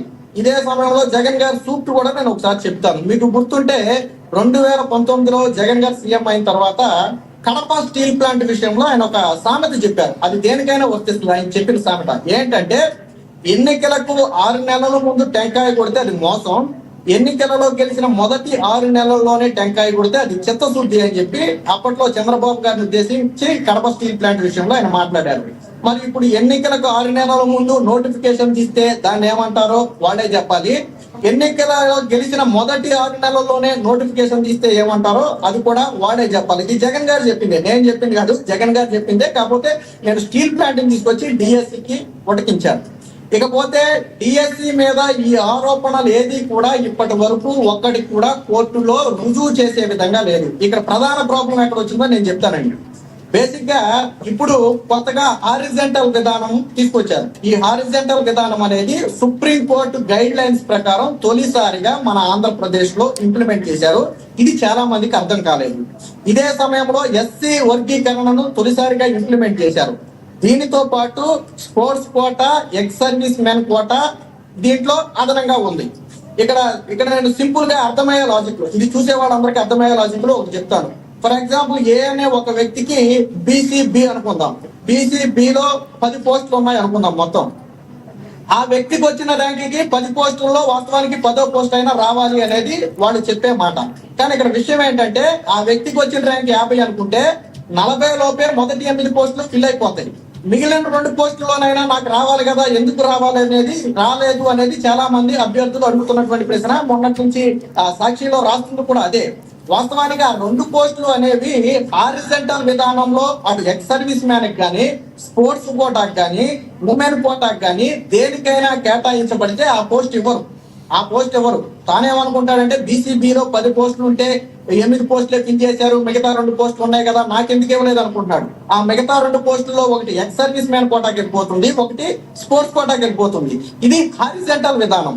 ఇది చాలా మందికి అర్థం కాల. చాలా మంది ఇప్పుడు ఏదైతే 8 మంది పేర్లు చెప్పారో వాళ్ళందరూ కూడా ఇదే ప్రాబ్లం. చివరిలో ఉన్నటువంటి పోస్టులు సుధాకర్ గారు వైసీపీ నేతలకు కూడా మాకివ్వలేదు అంటున్నారు తప్ప కాదు. ఈ హారిజంటల్ విధానం అర్థం కాకపోవడం వల్ల వచ్చినటువంటి సో ఈ వైసీపీ నేతలకి కూడా ఇది అర్థం కాకే ఎలా చేస్తున్నారు అనుకోవాలా, అర్థమై చేస్తున్నారు అనుకోవాలా, ఏమనుకోవాలి మీ భాషలో? నేను మళ్ళీ వైసీపీ గురించి అది రాజకీయం అవుతుంది. నేను వైసీపీ నేతల గురించి మాట్లాడిన కానీ నిన్న క్లియర్ గా చెప్పారు హారిజంటల్ విధానం ఒకవేళ అర్థం కాకపోతే తప్పులేదు, అడగొచ్చు. ఒకటండి, కోర్టులకు వెళ్ళారు కదా, న్యాయస్థానాలకు వెళ్ళారు కదా, ఎక్కడైనా గ్రూప్ 1 తీసుకుందాం ఫర్ ఎగ్జాంపుల్. అంటే న్యాయస్థానాల నిర్ణయం ఎలా ఉంటుందని చెప్పడానికి గతంలో జరిగిన గ్రూప్ 1 వైసీపీ హయాంలో కండక్ట్ చేసిన గ్రూప్ 1 పేపర్లు హాయ్లాండ్ లో తిట్టారు, పని మనుషులతో తిట్టారు, అసలు నిపుణులు తిద్దలేదు. అసలు హాయ్లాండ్ కి పేపర్లు తరలించడానికి ప్రభుత్వం నుంచి నోటు కూడా లేదు. ఒక పేపర్ కలపాలన్నా ప్రభుత్వం నోటు ఉండాలి. ఈ బిల్డింగ్ నుంచి పక్క బిల్డింగ్ కి పేపర్ మార్చాలంటే ప్రభుత్వం నోటు ఉండాలి. ఖచ్చితంగా సంబంధిత అధికారులు ఆదేశాలతోనే మార్చాలి. అలాంటిది హాయ్లాండ్ కి మార్చారు, ఉద్యోగాలు ఇచ్చేశారు, డిఎస్పీలు అయ్యారు, చాలా కేడర్ లో ఉన్నారు. కోర్టు ఏం చేసిందంటే మొన్న వాళ్ళందరినీ అప్రాధాన్యత పోస్టులకు తరలించి దీని మీద ఒక కమిటీని ఏర్పాటు చేసి మాకు అనుమానం ఉంది వెంటనే విచారణ చేయమని చెప్పింది. నిష్పక్షపాతంగా విచారణ చేయమని చెప్పింది. అవసరమైతే ఫోరెన్సిక్ ల్యాబ్ ఫెసిలిటీని వాడుకోమని చెప్పింది. ఏది వెరిఫై చేసుకోవడానికి. అంటే కోర్టు తీర్పులు ఎలా ఉంటుందంటే ఇది ఒక ఉదాహరణ. ఇదే డిఎస్సి విషయంలో ఎక్కడైనా కోర్టులు కలెక్ట్ చేసుకున్నాయా? ఎక్కడైనా సరే 241 కేసులు ఉంటే ఒక్కొక్క కేసు క్లియర్ చేసుకుంటూ వచ్చాం. ఈవెన్ చివరికి మీకు చెప్పిన నవీన్ కేసు విషయంలో కూడా కోర్టు కలెక్ట్ చేసుకోవాలి. తిరిగి గ్రీవెన్స్ కి వెళ్ళమంది. గ్రీవెన్స్ కి ఎందుకు వెళ్ళమంది అంటే గ్రీవెన్స్ లో ఆయన సమాధానం చెప్పుకోవాలి. ఆ రోజు ఎందుకు సర్టిఫికేట్ వెరిఫికేషన్ కి వెళ్ళలేదు, ఎందుకు ప్రభుత్వ ఉద్యోగిగా ఉండి ఎన్ఓసి ఎందుకు తీసుకోలేదు అనేది ఆయన సమాధానం చెప్పుకోవాలి. సో కాబట్టి ప్రతి విషయాన్ని నిన్న అధికారులు పెట్టారు. స్పోర్ట్స్ కోటా రెండోది వీళ్ళు చేస్తున్నటువంటి విమర్శ ఏంటంటే స్పోర్ట్స్ కోటా. ఇక్కడ విషయం ఒకటి ఏంటంటే స్పోర్ట్స్ కోటాకి డైరెక్ట్ గా ఎడ్యుకేషన్ డిపార్ట్మెంట్ తో సంబంధం ఉండదు. ఇది సాక్షి పేపర్ లో కూడా రాశారు. నేను ఈ రోజు నిన్న వార్త చూసా. స్పోర్ట్స్ డిఎస్సి మాకు తెలియదని ఆయన కోనాశ్రీ గారు చెప్పినట్టుగా రాశారు. వాస్తవానికి స్పోర్ట్స్ కోటాకి ఆయనకి సంబంధం ఉంటుంది. స్పోర్ట్స్ అనేది శాప్ ఆధ్వర్యంలో ఉంటుంది. ఎన్నైతే స్పోర్ట్స్ కోటాలు ఉన్నాయో ఆ పోస్టులన్నిటినీ పూర్తి స్థాయిలో లిస్టు తయారు చేసి ఎడ్యుకేషన్ డిపార్ట్మెంట్ కి పంపించాల్సిన బాధ్యత శాప్ మీద ఉంది, అలాగే క్రీడా శాఖ మీద ఉంది. మొత్తంగా 421 స్పోర్ట్స్ పోస్టులు ఉంటే అందులో ఫిల్ చేసింది 382, ఇంకా మిగిలిపోయి ఉన్న పోస్టులు 39 అలాగే మిగిలిపోయి ఉన్నాయి. నిజంగా స్పోర్ట్స్ కోటా లేదని అవకతవకలు జరుగుతుంటే 39 పోస్టులు అక్కడ మిగలవు. ఒకటి. రెండోది, దీంట్లో స్పోర్ట్స్ సర్టిఫికేట్ వెరిఫికేషన్ చాలా పారదర్శకంగా జరిగింది. ఫర్ ఎగ్జాంపుల్ నేనే ఉన్నానండి, జాతీయ స్థాయిలో నేను ఏ కబడ్డీయో ఖోఖో ఆడానని ఒక సర్టిఫికేట్ పెట్టా. అప్పుడు శాప్ ఏం చేసింది, ఫస్ట్ 6 కమిటీలతో దాన్ని స్క్రీనింగ్ చేసింది. చేసిన తర్వాత నేను ఏ క్రీడా సంఘం నుంచి అయితే పార్టిసిపేట్ చేశాను అని ఆ సర్టిఫికేట్ మీద ఉందో ఆ క్రీడా సంఘానికి ఈ సర్టిఫికేట్ పంపి ఒక లేఖ రాశారు. ఫలానా సుధాకర్ అనే వ్యక్తి ఫలానా టైంలో జాతీయ స్థాయి క్రీడలు ఆడాను అని మాకు సర్టిఫికేట్ ఇచ్చాడు. అది మీ సంఘమే ఇచ్చిందా లేదా, అది నిజమైన సర్టిఫికేటా కాదా, ఆ వ్యక్తి ఆ సంవత్సరంలో ఆడాడా లేడా అని క్రీడా సంఘానికి ఒక లేఖ రాస్తే క్రీడా సంఘం కొంత సమయం తీసుకుని తర్వాత రిప్లై ఇచ్చింది. క్రీడా సంఘం ఇది ఒరిజినల్ సర్టిఫికేటే, ఆ వ్యక్తి చెప్పిన టైంలో ఆడిన మాట వాస్తవమే, మా దగ్గర రికార్డ్స్ ఉన్నాయి అని అది ధృవీకరిస్తే అప్పుడు స్పోర్ట్స్ కోటా పరిగణలోకి తీసుకున్నారు. ఇక్కడ కొన్ని క్రీడా సంఘాల్లో 15 ఏళ్ళు 20 ఏళ్ల క్రితం ఎవరైనా ఆడిన వాళ్ళు కానీ ఇప్పుడు అప్లై చేసుకుంటే కొన్ని క్రీడా సంఘాల దగ్గర డేటా లేదు. వాళ్ళని అడిగితే 20 ఏళ్ల క్రితం 15 ఏళ్ల క్రితం మా దగ్గర డేటా లేదని క్రీడా సంఘాలు చెప్తే నిర్మోహమాటంగా ఆ వ్యక్తుల్ని తీసి పక్కన పెట్టారు తప్ప ఎక్కడా పోస్టింగ్ అనేది ఇవ్వలేదు. అంటే ఇది పూర్తిగా క్రీడా సంఘాలు. దీంట్లో ఇంకొక లా కూడా ఉంది. ఇదే డిఎస్సిలో ఎవరైనా సరే తప్పుడు ధృవీకరణ పత్రం ఇచ్చినా ఆ ధృవీకరణ పత్రాన్ని ఎవరైనా నిజమేనని సర్టిఫై చేసినా 10 ఏళ్ల తర్వాత అయినా సరే వాళ్ళ మీద క్రిమినల్ చర్యలు తీసుకునే అవకాశం ఉందని ఉంది. రైట్. ఎస్ సార్, మళ్ళీ మాట్లాడతాం మీతో. మీ అభిప్రాయం అర్థమైంది. మనతోటి టీడీపీ అధికార ప్రతినిధి మేడ విజయశేఖర్ రెడ్డి గారు జాయిన్ అయ్యారు. ఆయనతో మాట్లాడదాం. విజయశేఖర్ రెడ్డి గారు నమస్తే అండి. నమస్కారం. విజయశేఖర్ రెడ్డి ఎస్ నమస్కారం. ఎస్ సార్, విజయశేఖర్ రెడ్డి గారు, ఏదైతే ఇప్పుడు ప్రభుత్వం ఇది మెగా డిఎస్సి కాదు దగా డిఎస్సి చేస్తుంది అని చెప్పి వైసీపీ ఆరోపణ చేస్తుంది. దీనిలో భాగంగా సజ్జల రామకృష్ణారెడ్డి గారు కావచ్చు, అదేవిధంగా అంబటి రాంబాబు గారు కూడా దీని మీద మాట్లాడారు. ఒకసారి ఆ బైట్స్ రెండు ప్లే అవుతాయి, చూద్దాం. అంబటి రాంబాబు గారు అండ్ సజ్జల రామకృష్ణారెడ్డి ఇద్దరు బయటలు ప్లే అవుతాయి, చూద్దాం. సర్టిఫికెట్లు ఇచ్చారు, 421 మందికి ఇచ్చారు, వాళ్ళందరికీ ఉద్యోగాలు ఇచ్చారు. ఇచ్చే టైంలో ఏం చేశారు, ఒక్కొక్కడికి 10 లక్షలు, 20 లక్షలు, 30 లక్షలు వసూలు చేశారు. వసూలు చేసి అన్నీ కూడా మన లవ్ క్యాష్ గారికి ఇచ్చారు. ఇది దుర్మార్గమైన పని. మెగా డిఎస్సిలో పోస్టులు అమ్ముకునేటటువంటి స్థాయికి విద్యాశాఖ మంత్రి గారు నారా లోకేష్ గారు లవ్ క్యాష్ లో దిగజారిపోయాడనే విషయాన్ని చాలా స్పష్టంగా అర్థమవుతున్నటువంటి అంశాలు. అసలు ఆటలు అంటే తెలియని వాడికి స్పోర్ట్స్ సర్టిఫికెట్లు ఇచ్చారు, 421 మందికి ఇచ్చారు, వాళ్ళందరికీ ఉద్యోగాలు ఇచ్చారు. ఇచ్చే టైంలో ఏం చేశారు, ఒక్కొక్కడికి 10 లక్షలు, 20 లక్షలు, 30 లక్షలు వసూలు చేశారు. వసూలు చేసి అన్నీ కూడా మన లవ్ క్యాష్ గారికి ఇచ్చారు. ఇది దుర్మార్గమైన పని. మెగా డిఎస్సిలో పోస్టులు అమ్ముకునేటటువంటి స్థాయికి విద్యాశాఖ మంత్రి గారు నారా లోకేష్ గారు లవ్ క్యాష్ లో దిగజారిపోయాడనే విషయాన్ని చాలా స్పష్టంగా అర్థమవుతున్నటువంటి అంశాలు. అసలు ఆటలు అంటే తెలియని వాడికి స్పోర్ట్స్ సర్టిఫికెట్లు ఇచ్చారు. 2 ఏళ్ల దుర్మార్గమైన రాక్షస పాలన, అరాచక పాలన చంద్రబాబు నాయుడు గారి ఆధ్వర్యంలో, నేతృత్వంలో ఒక వ్యవస్థీకృత అరాచక పాలన, ఒక మాఫియా పాలన, ఇవన్నీ సకల అవలక్షణాలతో కూడినది. ఎలాంటి జింపు గుంపు లేకుండా బలి తెగించి చట్టాన్ని పూర్తిగా వాడుకొని వ్యవస్థలన్నింటినీ తమకు అనుకూలంగా, తమ ప్రయోజనాలకు అనుకూలంగా వాటిని చేసి మా పాలనలో, జగన్మోహన్ రెడ్డి గారి పాలనలో 5 ఏళ్లలో చేసిన అప్పు కంటే ఎక్కువ 2 ఏళ్లలోనే అప్పులు కూడా చేసి,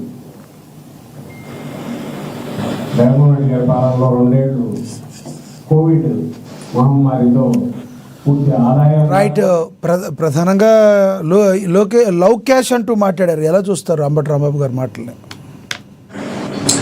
సార్, ఇన్ని రోజులకైనా లోకేష్ గారు మాకు చెట్టు, ఆయన ఈరోజు ఏదైతే కొనసాగిస్తున్న రాజకీయం కావచ్చు, లేదైతే తెస్తున్న ఫ్యాక్టరీ కావచ్చు, ఐటీ కంపెనీలు కావచ్చు, ప్రైవేట్ పెట్టుబడులు కావచ్చు, జరుగుతున్న అభివృద్ధి కావచ్చు, ఆయన చేస్తున్న రాజకీయం కావచ్చు, తెలుగుదేశం పార్టీ నడిపిస్తున్న తీరు కావచ్చు, ఈ రోజు నేషనల్ వర్కింగ్ ప్రెసిడెంట్ అయిన పరిస్థితి కావచ్చు, వీళ్ళు బెంగరెత్తిపోతున్నారు. ఇంతవరకు చంద్రబాబు నాయుడు గారి కుమారుడు లేదంటే బాలకృష్ణ గారు అల్లుడు మాట్లాడిన ఈ మహానుభావులు ఈ రోజు లోకేష్ గారి మీద మాట్లాడారంటే సార్, నిజంగా దర్ ఇస్ ఎ చేంజ్. అంటే ఫోకస్ మారింది. చంద్రబాబు నాయుడు గారి నుంచి లోకేష్ గారి మీద ఫోకస్ మార్చారు సార్. ఇది ఏదో కూడా జరుగుతుందని మేము ఊహిస్తున్నాం. ఇది ఇప్పుడు జరుగుతోంది. కాకపోతే ఎక్కడ ఏ విషయంలోనూ లోకేష్ గారు తప్పు చేయడు కాబట్టి ఎక్కడా దొరకట్లే. ఇప్పుడు పెట్టుబడుల విషయంలో ఎక్కడా విమర్శలు లేవు. మీ మాదిరిగా 50% ఏ ప్రైవేట్ పెట్టుబడిదారు వచ్చినా అతని దగ్గర 10%, 20%, ఆవిడ 50% పార్ట్నర్షిప్ రాసుకొని ఎక్కడా ఎవరిని మేము ఇబ్బంది పెట్టట్లే, లేదంటే ఇవ్వడంలో కరిమేయట్లే, లేదంటే వాళ్ళను నానా హింసలు పెట్టి భూములు లాక్కోవట్లే. సార్, మేము ఏం చేసినా కూడా పారదర్శకతతో పనిచేస్తున్నాం. ఎస్, లోకేష్ గారు డబ్బులు ప్రేమిస్తారు, మీరు ప్రేమిస్తారు, నేను ప్రేమిస్తాను, అంబటి రాంబాబు కూడా ప్రేమిస్తారు. ప్రేమించడంలో తప్పు లేదు. కానీ పరువుల డబ్బును, అవినీతి డబ్బును ప్రేమించట్లేదండి ఆయన. ప్రైవేట్ పెట్టుబడిదారులు దగ్గర ఉన్న డబ్బులు ప్రేమిస్తున్నారు, కేంద్ర ప్రభుత్వం పెట్టుబడులు ప్రేమిస్తున్నారు. ఈ రోజు దేశాలు తిరుగుతున్నారు. మరి ఈ రోజు రష్యాలో ఉన్నారు సార్ ఆయన. ఆ మధ్య కాలంలో అమెరికన్ శాస్త్రవేత్తలతో భేటీ అయ్యారు. అంతకుముందు అమెరికాకి వెళ్ళారు, అంతకుముందు ఆస్ట్రేలియాకి వెళ్ళారు, రకరకాల ఇంగ్లాండ్కి వెళ్ళారు, రకరకాల దేశాలు తిరుగుతున్నారు. అక్కడ ప్రైవేట్ పెట్టుబడిదారులతో ఆయన మమేకం అవుతున్నారు, మీటింగ్లు పెట్టుకున్నారు. ఈ రాష్ట్రంలో జరుగుతున్న పారిశ్రామికరణ కావచ్చు, అభివృద్ధి కావచ్చు, వాళ్ళు ముందుస్తున్నారు సార్. ఇక్కడ సమర్థవంతమైన పాలన కొనసాగుతోంది. ఇక్కడ దార్శనికుడైన చంద్రబాబు నాయుడు గారు ముఖ్యమంత్రిగా ఉన్నారు. ఇక్కడ స్పీడ్ ఆఫ్ డూయింగ్ బిజినెస్ అనే ఒక కొత్త మంత్రంతో మనం ముందుకెళ్తున్నాం. ఈ రోజు దేశంలో ఎక్కడ లేని విధంగా 25% పెట్టుబడులు మన రాష్ట్రానికి వచ్చే పరిస్థితి. ఈ రోజు 25 లక్షల కోట్ల పెట్టుబడులకు ద్వారాలు తెరిచాం. అవన్నీ కూడా ఒక్కొక్కటిగా కళ సాకారం అవుతున్న వేళ ప్రతి ఫ్యాక్టరీ కూడా వీళ్ళు అంటారు కదా సార్, పెట్టుబడులు ఊరికే పేపర్లకు తింటే సరిపోతుందా, అవి గ్రౌండ్ కి రావాలి కదా అని. ఈ రోజు గ్రౌండ్ బ్రేకింగ్ సెరమనీ జరుగుతున్నాయి. ఆఫ్లై మెటల్ కావచ్చు, లేదంటే గూగుల్ డేటా సెంటర్స్ కావచ్చు, లేదంటే ఈ రక్షణ శాఖకు సంబంధించిన డిఫెన్స్ ఎయిర్ క్రాఫ్ట్ పరిశ్రమ కావచ్చు, డ్రోన్ల పరిశ్రమ కావచ్చు, లేదంటే ఈ మధ్య కాలంలో సార్ నిన్న మొన్న జమ్మలమడుగులో ఓపెన్ చేసిన ఈ గ్రీన్ ఫీల్డ్, ఈ green energy, solar energy factory industry ఏదైతే ఉందో 3,600 కోట్లతో దాన్ని 11 నెలల్లో రికార్డు స్థాయిలో నిర్మించడం.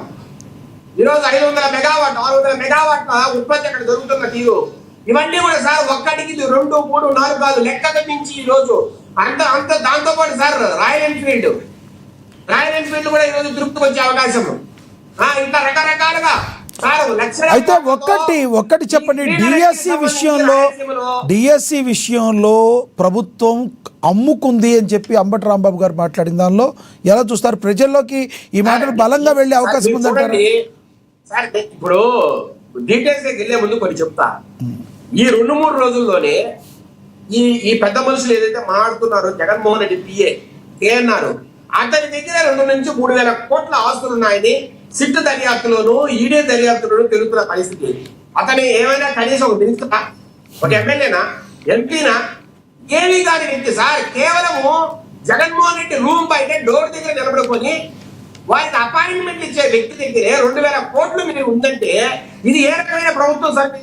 ఎన్ని కుంభకోణాలు చేసి డబ్బు వస్తుంది సార్? సార్ లెక్కకు మించిన ఆస్తులు సార్. ఈ రోజు ఆఫ్రికాలో లిక్కర్ వ్యాపారంలో పెట్టుబడులు పెట్టుకున్న కేఎన్ఆర్ నేను పొద్దునే విన్నా. ఏఎస్ఆర్ హైదరాబాద్ ఏఎస్ఆర్ నగర్ లో దండా వీరారెడ్డి అనే వ్యక్తితో కలిసి ఈ బార్ నడిపిన ఈ పెద్ద మనిషి కేఎన్ఆర్ ఈ రోజు ఆఫ్రికా దేశంలో, ఆఫ్రికా ఖండంలో ఒక దేశంలో పూర్తిగా లిక్కర్ వ్యాపారం చేస్తున్న పరిస్థితి. ఇంకా ఏమన్నా సార్, ఒక దేశంలోనే లిక్కర్ వ్యాపారం చేసి 1,000 కోట్లతో సామ్రాజ్యాన్ని నడిపే ఇట్లా చీకటి వ్యక్తులు, ఇలాంటి వ్యక్తులు ఉన్న వైఎస్ఆర్సీపీ ఈయన నాయకులు కదా సార్. మరి జస్ట్ పిఏ, జగన్ పిఏ. అలాంటి వ్యక్తి ఎంతమంది సార్? పుట్టా శివశంకర్ రెడ్డిని ఒక బినామీ, దండా వీరారెడ్డిని ఒక బినామీ, తిరుపతిలో బినామీలు, కడపలో బినామీలు, కమలాపురంలో బినామీలు, విజయవాడ సార్ విశాఖపట్నంలో ఋషికొండ ప్యాలెస్, ఋషికొండ కొండను బోడిగుండు చేసి కొండ మీద ఆయన రాజు నిర్మించుకుంటే పెద్ద ప్యాలెస్ ఋషికొండ కింద కేఎన్ఆర్ 100 కోట్ల రూపాయలకు విలువ చేసే భూములు కొట్టేశాడు ఋషికొండ కిందనే. అట్లాగే అక్కడ ఐటీ పార్కులో 2.5 ఎకర్స్ ని 35 కోట్లతో కొన్నాడు. ఇట్లా హజిరాంజీ భూములు కొట్టేశాడు. ఇలా సార్ ఎక్కడ చూసినా కుంభకోణాలే. ఇలా మాట్లాడే వీళ్ళు అంతకు సార్ మిగతా నాయకుల పేరు చెప్పారా? చెవిరెడ్డి భాస్కర్ రెడ్డి, పెద్దిరెడ్డి మిథున్ రెడ్డి, రాజకాశ్ రెడ్డి, సజ్జల రామకృష్ణారెడ్డి, అయ్యల అవినీతి బాగోతారు సార్. మీరు చెప్పదలుచుకుంది ఏంటి సార్? మీరు చెప్పదలుచుకుంది ఏంటి? వాళ్ళు అవినీతి ఆరోపణలు ఉన్నాయి కాబట్టి. విజయశేఖర్ రెడ్డి గారు మీరు చెప్పదలుచుకుంది, సంక్షేమ పథకాలకు సంబంధించిన నవరత్నాలు కాదు. మీరు చెప్పదలుచుకుని స్ట్రైట్ గా చెప్పండి విజయశేఖర్ రెడ్డి గారు. సార్ జగన్మోహన్ రెడ్డి చుట్టూరు నవరత్నాలు పెట్టుకున్నాడు. వీళ్ళంతా అవినీతి, కుంభకోణ, హత్య రాజకీయాలకు సంబంధించిన రత్నాలు వీళ్ళు. ఇలాంటి రత్నాలను పెట్టుకొని వీళ్ళు మళ్ళా వేరే వాళ్ళు విమర్శించడం అంటే ఏమీ లేని దగ్గర ఏదో ఒకటి పొగ పుట్టించాలా, ఏదో ఒకటి విమర్శించాలా.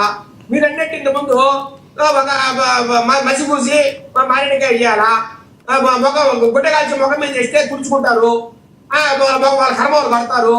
మేము ఏదో ఒకటి తీరుతోనే లేకుండా లేకపోతే ఎలాంటి ప్రూఫ్స్ లేకుండా మేము మాట్లాడితే, ఆధారాలు లేకుండా మేము మాట్లాడితే దానికి కూడా సలహా చెప్పాలా?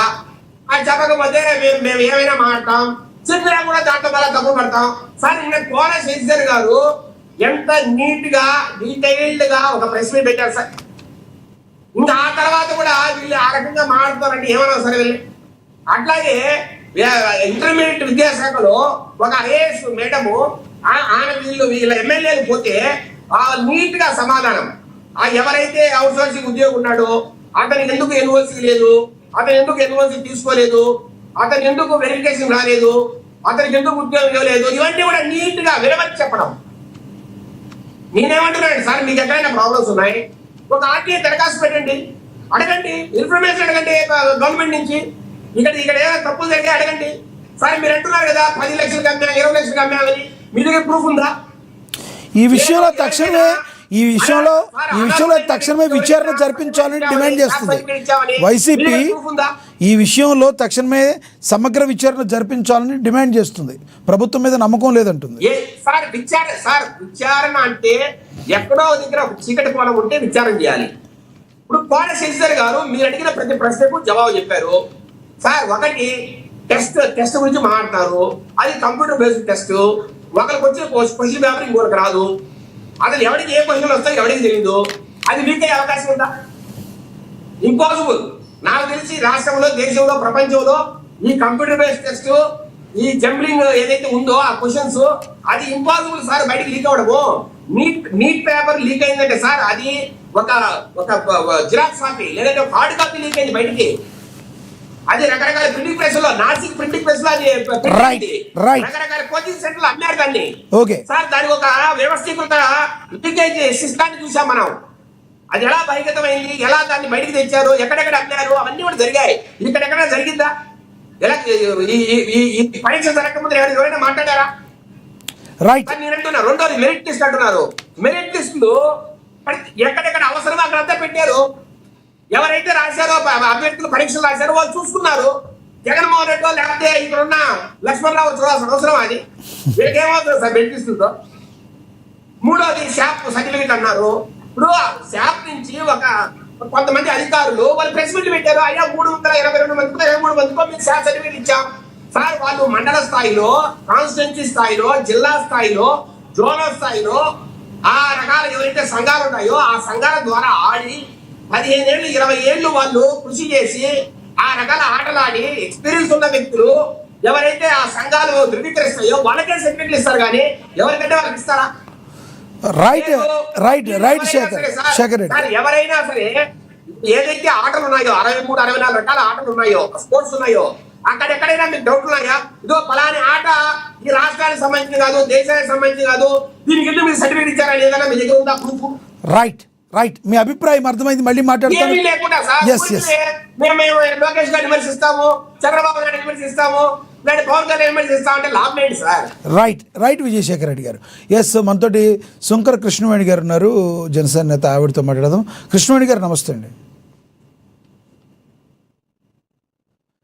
కృష్ణవేణి గారి దగ్గర అక్కడ వాతావరణ పరిస్థితులు బాగోలేదని మనకి సమాచారం అందుతుంది. ఉరుములు వర్షాలతో అక్కడ ఉన్నాయంట. మేబీ అక్కడ వల్ల డిస్టర్బెన్స్ ఉండి ఉండొచ్చు. లక్ష్మణరావు గారు కంక్లూడ్ చేయండి. కాదు సార్, అక్కడ ఆ వాతావరణం బాగాలేదంటండి అక్కడ. హైదరాబాద్ లో ఆవిడ కనెక్ట్ అయినట్టున్నారు. ఒకసారి మాట్లాడండి. కృష్ణవేణి గారు, నా వాయిస్ వినబడుతుందా? కంటిన్యూ చేయండి, నా వాయిస్ వినబడితే.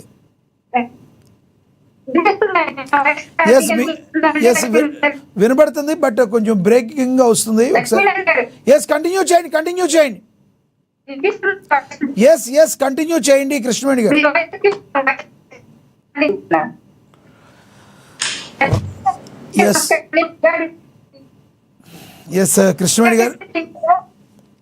కృష్ణవేణి గారు మీ వాయిస్ వినబడతలేదు, డిస్టర్బెన్స్గా ఉంది. రైట్, లక్ష్మణరావు గారు కంక్లూడ్ చేయండి ప్లీజ్. విశ్లేషకులు ఆయన సుధాకర్ గారు ఎవరు మాట్లాడారు. ఆర్జెంటల్ అంటే తెలియలేదండి వాళ్ళకి. ఆర్జెంటల్ కి వర్టికల్ రిజర్వేషన్ కి అర్థం తెలియలేదు, అందుకే రాశారు సాక్షి పేపర్ అని. సో ఆర్జెంటల్ రిజర్వేషన్ అంటే ఏంటి, వర్టికల్ రిజర్వేషన్ అంటే అంటే తర్వాత నేను మాట్లాడిన తర్వాత సోదరులు చెప్పాల్సిన అవసరం అయితే ఎంత ఉంది. ఎందుకంటే జీవో నంబర్ 77 ప్రకారంగా 1:1 పద్ధతిలో ఏదైతే ఈ జాబితా అంటే ప్రకటించిన జాబితాలో ఓపెన్ కేటగిరీలో ఓసీ ఫస్ట్ జాబితాలో ఓపెన్ కేటగిరీలో ఉండాలి. తర్వాత ఎస్సీ, ఎస్టీ, బీసీ, మైనార్టీలు ఉంటారు. తర్వాత మాజీ సైనికులు కానీ, మహిళలు కానీ, దివ్యాంగులు కానీ, ఇలా ఇతరత్ర ఉన్నటువంటి దీన్ని బట్టి దాని యొక్క కోటాని నిర్వర్తిస్తారు. ఆఖరికి ఇదంతా అయిన తర్వాత ఏంటంటే జబర్దస్త్ ఎవరైతే ఈ యొక్క ఈ వెరిఫికేషన్ కానీ ఆ ఇచ్చిన సర్టిఫికెట్లు కరెక్ట్ గా ఉన్నాయా లేదని వెరిఫికేషన్ కి పంపించాలి. కాల్ లెటర్ పంపించే ముందు ఏదైతే ఈ సర్టిఫికేట్ వెరిఫికేషన్ కి కాల్ లెటర్ పంపించే ముందు వెరిఫికేషన్ చేయాలి. కానీ ఏది చేయలేదు కదా వీళ్ళు. అసలు మెరిట్ లిస్టే రిలీజ్ చేయలేదు.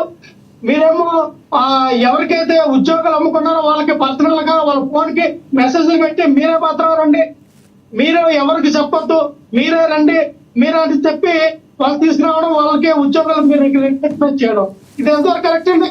అంటే మెరిట్ లిస్ట్ రిలీజ్ చేసామని చెప్తారు. మెరిట్ లిస్ట్ రిలీజ్ చేస్తే ఈ రోజు ఎందుకు లేదు? ఈరోజు వెబ్సైట్ లో కొడితే మెరిట్ లిస్ట్ చూపించట్లేదు కదా. ఎవరైతే ఎడ్యుకేషన్ డిపార్ట్మెంట్ నిన్న మాట్లాడినటువంటి ఆ సిస్టర్ మీరు చెప్తా ఉన్నారు డైరెక్ట్ ఆయన మీద కూడా కేసులో అధికారులు ఏమంటారండి? ప్రభుత్వం ఎలాగడమంటే అలాగే స్టేట్మెంట్ ప్రెస్ మీట్ పెట్టి స్టేట్మెంట్లు ఇస్తారు. లేకపోతే వాళ్ళు కూడా లేకపోతే జైలుకి వెళ్ళి క్రిమినల్ యాక్టివిటీస్ చర్యల కింద వాళ్ళ మీద కేసులు నమోదయ్యే అవకాశం ఉంటుంది. ఎవరిని వదిలే ప్రసక్తి లేదు. ఇది నిరుద్యోగులకు సంబంధించిన విషయం. ఖచ్చితంగా తవ్వే కొద్దీ ఏదైతే వీళ్ళు అవినీతి అక్రమాలు చేశారో సోదరుల ఎన్నికల శేఖర్ రెడ్డి గారు అంటున్నట్టుగా మండల స్థాయి, నియోజకవర్గ స్థాయి, ఆయా స్థాయిలో ఉన్నటువంటి క్రీడా సంఘాలు అందరూ కూడా సర్టిఫికెట్లు ఇస్తే వీళ్ళంట డిఎస్సి ఉద్యోగాలు ఇచ్చేస్తారట. నాకేం అర్థం కావట్లా. అంతర్జాతీయ నేషనల్ ఇంటర్నేషనల్ కానీ స్టేట్ స్థాయిలో మరి ఎవరు ఆడవసరం? మన గల్లీలో కర్ర బిల్లాట, బెచ్చాట, పేకాట, ఇటువంటి గుండాట ఆడిన వాళ్ళకి మాత్రం సర్టిఫికెట్లు ఇచ్చేసే మీరు క్రికెట్ ఆడారో లేదా ఖోఖో ఆడారో కబడ్డీ ఆడారో అని చెప్పి ఏదో ఒక సర్టిఫికెట్ చెప్తారా? ఏదైతే స్పోర్ట్స్ కోటాలో చెప్తారో ఆ యొక్క విధానంలో 600-700 పోస్టులు అమ్ముకుంటే కాదు సార్, మాట్లాడేదానికి అర్థం ఉండాలి. పేకాట గుండాట ఏంటి సార్? అవి క్రీడలు అవుతాయా? అవి క్రీడలు అవుతాయా? పేకాట గుండాట అవి క్రీడలు అవుతాయా? కాదు, పేకాట గుండాటని ఆంధ్రప్రదేశ్ పరిచయం చేసింది ఎవరు? పోన్లేండి సార్, ఇవన్నీ ఆ మాటలు అలాంటివి మాట్లాడకూడదు. పేకాట గుండాట ఏమన్నా క్రీడలా? అవి ఆంధ్రప్రదేశ్ పరిచయం చేసింది ఎవరు? మీ నాయకుడు మీ జనసేన పార్టీలు చెప్తూ ఉన్నారు కదా. అయ్యా భీమవరంలో నిర్వహిస్తూ ఉన్నారు, జనసేన పార్టీలో నిర్వహించారు. పవన్ కళ్యాణ్ ఏం పేకలేకపోయాడు? కనీసం ఒక డిఎస్పీని కూడా ట్రాన్స్ఫర్ చేసుకున్నటువంటి అస్మర్థుడు దత్తముడు పవన్ కళ్యాణ్ అనే కొడే క్వశ్చన్ కదా. ఒక డిఎస్పీని కూడా ట్రాన్స్ఫర్ చేయలేనటువంటి అస్మర్థతో డిబేట్ చేయమని మాట్లాడాం కదా. అరే భీమవరంలో కానీ పెట్టాపాలలో కానీ అటుపక్కన చేస్తున్నటువంటి జనసేన పార్టీ నిర్వహిస్తున్నటువంటి పేకాట క్లబ్లు ఎవరు నిర్వహించారు? ఎవరు గుండాట నిర్వహించారు?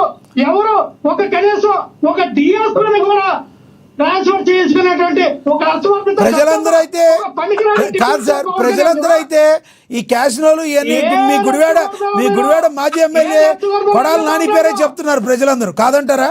కొడాలి నాని గారు ఏం చెప్పారు? అసలు రాష్ట్రానికి పరిచయం చేసింది ఆయన అంట. వినండి లక్ష్మీనాథ్ గారు, మీ పేకాటలో ఇప్పటికో 190 సార్లు దొరికిపోయాడు. దెందులూరు ఎమ్మెల్యే చంద్రబాబు ప్రభాకర్, ఎంపీ గారు మీ కూటమి ప్రభుత్వం, ఆయన మీద రౌడీ షీట్ వేయలేదా? ఎన్ని కేసులు వేశారు? ఏం మాట్లాడతారు సార్ మీరు? ప్యాకెట్ గా ఉదయం 3 కోట్ల ప్యాకెట్ ఆడతారు కదా చంద్రబాబు ఎమ్మెల్యే చంద్రబాబు ప్రభాకర్, ఏం మాట్లాడతారు మీరు? సో ఎన్ని క్రీడలు అంటారు? అప్పుడు వినండి, కొడాలి నాని గారు ప్రవేశపెట్టింది క్రీడనా? వాళ్ళ దృష్టిలో కూటమి ప్రభుత్వం దృష్టిలో క్రీడలు అంటే పేకాట, గుండాట, బెచ్చాట, కర్ర బిల్లాట, ఏవో ఇన్ని ఆటలు ఉన్నాయని నాకు తెలియదు, మీరు చెప్తేనే తెలుస్తున్నాయి. లక్ష్మణరావు గారు, నిజంగా చెప్తున్నాను, ఇన్ని ఆటలు నాకు తెలిసింది, ఈ ఇన్ని ఆటలు లేవు, మీ నోటితో వింటుంటేనే ఈ కూడా ఉన్నాయని నాకు తెలుస్తున్నాయి. రైట్, నేను అదేగా చెప్తాను సార్. మీరు ఎప్పుడు ఇంకో విషయం సార్, ఒక్క నిమిషం సమయం అయిపోయింది, అందరు క్లోజ్ చేస్తారు. శేఖర్ రెడ్డి గారు చివరిగా చెప్పండి సార్. ఏఎన్ఆర్ గారి మీద అభియోగం చేయడానికి నూనెలుగా వచ్చింది సార్, నాకు అర్థం కావట్లా. మీ పిఏ చంద్రబాబు నాయుడు పిఏ పెండియాల శ్రీనివాసరావు, వినాలి లేదండి, స్కిల్ డెవలప్మెంట్ కేసులో ప్రధాన నిందితుడిగా ఉన్నటువంటి మీ పెండియాల శ్రీనివాసరావు ఎవరండి? చంద్రబాబు నాయుడు పిఏ కాదా? ఎందుకు విదేశంలో పారిపోయాడు? ఎందుకు సింగపూర్ పారిపోయాడు? ఎందుకు విదేశంలో రాష్ట్రం వదిలి పారిపోయాడు? 10,000 కోట్ల రూపాయలు దోచుకున్నారని చెప్పి 10,000 కోట్ల రూపాయలు హవాలా చేశారని ఏవైతే ఆరోపణలు ఎదుర్కొన్నటువంటి మీ చంద్రబాబు నాయుడు పిఏ, మీ పిఏ కంక్లూడ్ చేయండి. మా జగన్మోహన్ రెడ్డి లక్ష్మణరావు గారు, జగన్మోహన్ రెడ్డి గారు పిఏ కడిగిన ముచ్చేలాగా బయటికి రావాలి. రైట్ రైట్ గారు ఎప్పుడు తప్పు చేయడు. రైట్. ఆ మంచి వ్యక్తిత్వం గల వ్యక్తి, ఇంకోసారి చేద్దాం. నీతి గల వ్యక్తి, Yes. దోసుకున్న వ్యక్తి కాదు. రైట్ ఒక రైట్ సాధారణ వ్యక్తి కాదు. లక్ష్మణరావు గారు లక్ష్మణరావు గారు టాపిక్ మీద కంక్లూడ్ చేయండి. ఎస్ టాపిక్ లక్ష్మణరావు గారు సమయం అయిపోయింది. ఎస్ లక్ష్మణరావు గారు కేఎన్ఆర్ గారు కడిగిన ముచ్చేలాగా బయటికి రావాలని అందరం కోరుకుందాం. మీ అభిప్రాయం అర్థమైంది. కృష్ణవేణి గారు కనెక్ట్ అయ్యారు. కృష్ణవేణి గారు మీరు డిబేట్ అంతా ఫాలో అయినట్టున్నారు, కంక్లూడ్ చేస్తారా?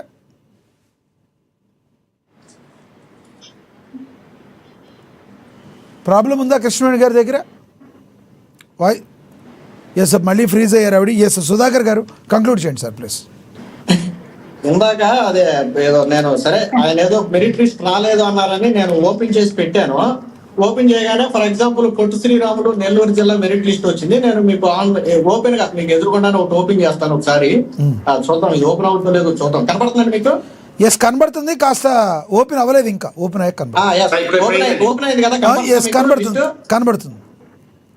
ఇది నెల్లూరు జిల్లాకి చెందినటువంటి సబ్జెక్ట్ కి సంబంధించినటువంటి మెరిట్ లిస్ట్. నేను మీరు అవునో కాదా మీకు డౌట్ ఉండొచ్చు, నేను కొంచెం జూమ్ చేసి మీ దగ్గర పెడతాను. కనపడుతుందా? ఆన్లైన్ లో ఉంటే అందరికీ కనబడద్దు కదా సార్. ఓకే ప్లీజ్ ఇప్పుడు మీకు ఇది కనపడుతుందా? ఎస్ కనబడుతుంది. అక్కడ చూడండి మెరిట్ లిస్ట్ అని ఉందా? పెట్టండి, మేము ఓపెన్ చేస్తాం. మీరు ఇప్పుడు పాకు ఓపెన్ చేస్తున్నా. రైట్ కాదు, మీరు ఇందాక మెరిట్ లిస్ట్ కనపట్లేదు అన్నారని నేను అంటే మెరిట్ లిస్ట్ పెట్టండి అని చెప్తున్నా. మేము కూడా జిల్లా వైజ్ గా ఏ జిల్లాకి మెరిట్ లిస్ట్ ఇది జిల్లాల వైజ్ అలాగన్నారనే జిల్లాల వైజ్ తీసే పొట్టి ఒక నెల్లూరు జిల్లా ఉండాలండి, తీయండి. 26 జిల్లాలు అన్ని జిల్లాలు వస్తాయండి. నేను ఇప్పుడు ఆన్లైన్ లో కూర్చుని 13 జిల్లాలు నాకు కానీ ఏమన్నా 10 నిమిషాలు మీరు ఎక్స్టెండ్ చేస్తానంటే అలాంటి ఉద్దేశాలు లేవు. అది మెరిట్ లిస్ట్ ఉందని అర్థమైంది. లేదు అన్ని జిల్లాల లిస్టులు ఓపెన్ అయినట్టుగానే ఉన్నాయి. ఇప్పుడు మనకు సమాచారం అందుతుంది. ఎస్ మీరైతే కంక్లూడ్ చేయండి. రైట్ కంక్లూడ్ చేయండి. దీని ముందుకు వచ్చిన 2 నిమిషాలు 2025 మెగా డిఎస్సి మెరిట్ లిస్ట్ అని కొడితే పైన వరుసగా ఓపెన్ అయ్యా. మీకు సబ్జెక్ట్ వైజ్ కూడా నేను చూపిస్తాను. కొద్దిగా వెనక్కి వెళ్ళి ఇది సబ్జెక్ట్ వైజ్ లో ఉన్నాయి చూడండి. ఇక్కడ సబ్జెక్ట్ వైజ్ లో ఉన్నాయి చూడండి ఒకసారి. ఇదిగోండి, ఆరోపణలు చేస్తే కొద్దిగా అర్థం ఉండాలా. మీరు నిన్నటి వరకు మెరిట్ లిస్ట్ అన్నారు. ఆ మెరిట్ లిస్ట్ ఆన్లైన్ లో ఉన్నాయని కోనాలు చేస్తారు. ఏదో ఆయన రాజకీయంగా ఏది చెప్తారని చెప్పి ఒక మాట చెప్పారు. ఇక్కడ మెరిట్ లిస్టులు ఓపెన్ లో ఉన్నాయి. మెరిట్ లిస్టులు అందరూ చూసుకున్నారు. మీకు ఓపుకుంటే ఉమ్మడి 13 జిల్లాల మెరిట్ లిస్టులు డౌన్లోడ్ చూసుకోవచ్చు. మీకు అబ్జెక్షన్ ఉంటే ఇందాక ఆయన అంబటి రాంబాబు గారు మాట్లాడారు, మరి 10 లక్షలు 15 లక్షలు తీసుకున్నారని. ఒక్క ఆధారం ఆయన దగ్గర ఉంటే ఆయన ఇమీడియట్ గా కోర్టుకు వెళ్ళొచ్చు. ఈ రోడ్లు ఎక్కటాలు, ఈ ధర్నాలు చేయడం వల్ల మీకు పొలిటికల్ మైలేజ్ అవుతుంది తప్ప నిజంగా మీరు కోర్టుకు వెళ్ళిపోయి హైకోర్టుకి వెళ్ళిపోయి ఇదిగో ఇది నిజమే, ఇళ్ళు లంచం తీసుకుని ఉద్యోగం తెచ్చుకున్నారని మీరు ఎక్కడైనా నిరూపించగలిగితే మీరు ప్రభుత్వాన్ని కార్నర్ చేయడానికి ఈజీగా ఉంటుంది కదా. మీరు 10 మందిని అనకేసుకుని 20 లక్షలు 30 లక్షలు తీసుకున్నారంటే ఎవరికి ఉపయోగం? Political right. సుధాకర్ గారు ఒకటి చెప్పండి. చంద్రబాబు గారు అయితే ఎవరైనా తప్పు చేస్తే వాళ్ళని అయితే ఊరుకొని అన్నారు. అదేవిధంగా మీరు ఆరోపణ చేసి పిచ్చి ఆశాలు ఇస్తే మిమ్మల్ని కూడా ఊరుకొని అన్నారు. ఇప్పుడు అంబటి రాంబాబు గారు లాంటి వ్యక్తులు కావచ్చు, కొంతమంది వైసీపీ నేతలు మరి ఆరోపణ చేస్తే వీళ్ళ మీద కూడా ఏమైనా యాక్షన్ తీసుకునే అవకాశం ఉందంటారా ప్రభుత్వం? ఆల్రెడీ నిన్న కోనా శశిధర్ గారు మాట చెప్పారు. తప్పుడు ఆరోపణలు ఎవరు తీసినా చర్యలు తీసుకుంటాం. అందులో అంబటి రాంబాబు గారు ఇంకొకరు అనే సంబంధం లేదు. ఆరోపణలు చేసినప్పుడు ఖచ్చితంగా ఆధారాలు నోటీస్ ఇస్తారు. అవసరమైతే నోటీసులు ఇవ్వాలి, అవసరమైతే లీగల్ గా చర్యలు కూడా తీసుకోవాలి. రైట్. ఎంటైర్ ఈ ఎపిసోడ్ లో వైసీపీ పార్టీ గాని లేదా ఈ ఆరోపణలు చేసే వ్యక్తులు కానీ సుప్రీంకోర్టు గాని హైకోర్టు గాని తలుపు తట్టారా? ఎందుకు తట్టలేదండి? ఎందుకు తట్టలేదు? ఒక లాయర్లు వైసీపీ పార్టీకి లాయర్లు లేరా? ఒక లాయర్ని తీసుకెళ్లిపోయి మీ దగ్గర 10 మంది బాధితులు ఉంటే అలా తీసుకెళ్లిపోయి ఇదిగోండి వీళ్ళకి అన్యాయం జరిగిందని చెప్పి కోర్టులో చేయొచ్చు. ఎందుకు తట్టలేదంటారు? కారణం ఏం చెప్తారు మీరు? కారణం ఏమంటారు? అది వాళ్ళు చెప్పాలి. ఎందుకు నేనేమంటానంటే లీగల్ గా వెళ్ళండి. ఈ ఇష్యూలో మాట్లాడుకోవడానికి డిబేట్లు వద్దు. ఇప్పుడు గ్రూప్ 1 ఇష్యూలో ఏమైంది? మాకు అనుమానం ఉందని ఉద్యోగం వచ్చిన వాళ్ళని పక్కన పెట్టి వెరిఫై చేయమని కమిటీ వేసింది. అలాగే మీరు వెళ్ళండి, వీళ్ళని ప్రస్తుతానికి హోల్డ్ చేసి 13,000 మందిని హోల్డ్ చేసి ఒక వెరిఫై కమిటీ అయ్యింది, మొత్తం అందరి మార్కులు బయట పెడతారు, లేదా అందరు ఎవరు అనుమానం ఉందో వాళ్ళ పేర్లు బయట పెట్టమనండి. కోర్టులు తీసుకుంటాయి కదా, గ్రూప్ 1 కంటే పెద్దది కాదు కదా ఇది. ఓకే సుధాకర్ గారు, ఎస్ మీ అభిప్రాయం అర్థమైంది. ఎస్ మేడ విజయశేఖర్ రెడ్డి గారు కంక్లూడ్ చేయండి. కృష్ణవేణి గారు జాయిన్ అయినట్టున్నారు. ఒక్కసారి కృష్ణవేణి గారు వినబడుతుందా నా వాయిస్? కృష్ణవేణి గారు రైట్. ఎస్ డిబేట్ అంతా ఫాలో అయినట్టున్నారు. కంక్లూడ్ చేస్తారా? మీరు చెప్పదలుచుకుంది 1 minute చెప్పండి. లక్ష్మీనాథ్ గారు ఎప్పుడు కూడా అసత్య ఆరోపణలు ఎప్పుడు అవగాహన లేకుండా బయటికి అప్పచెప్పాలైపోవాలండి. ఎందుకంటే 16,345 మందికి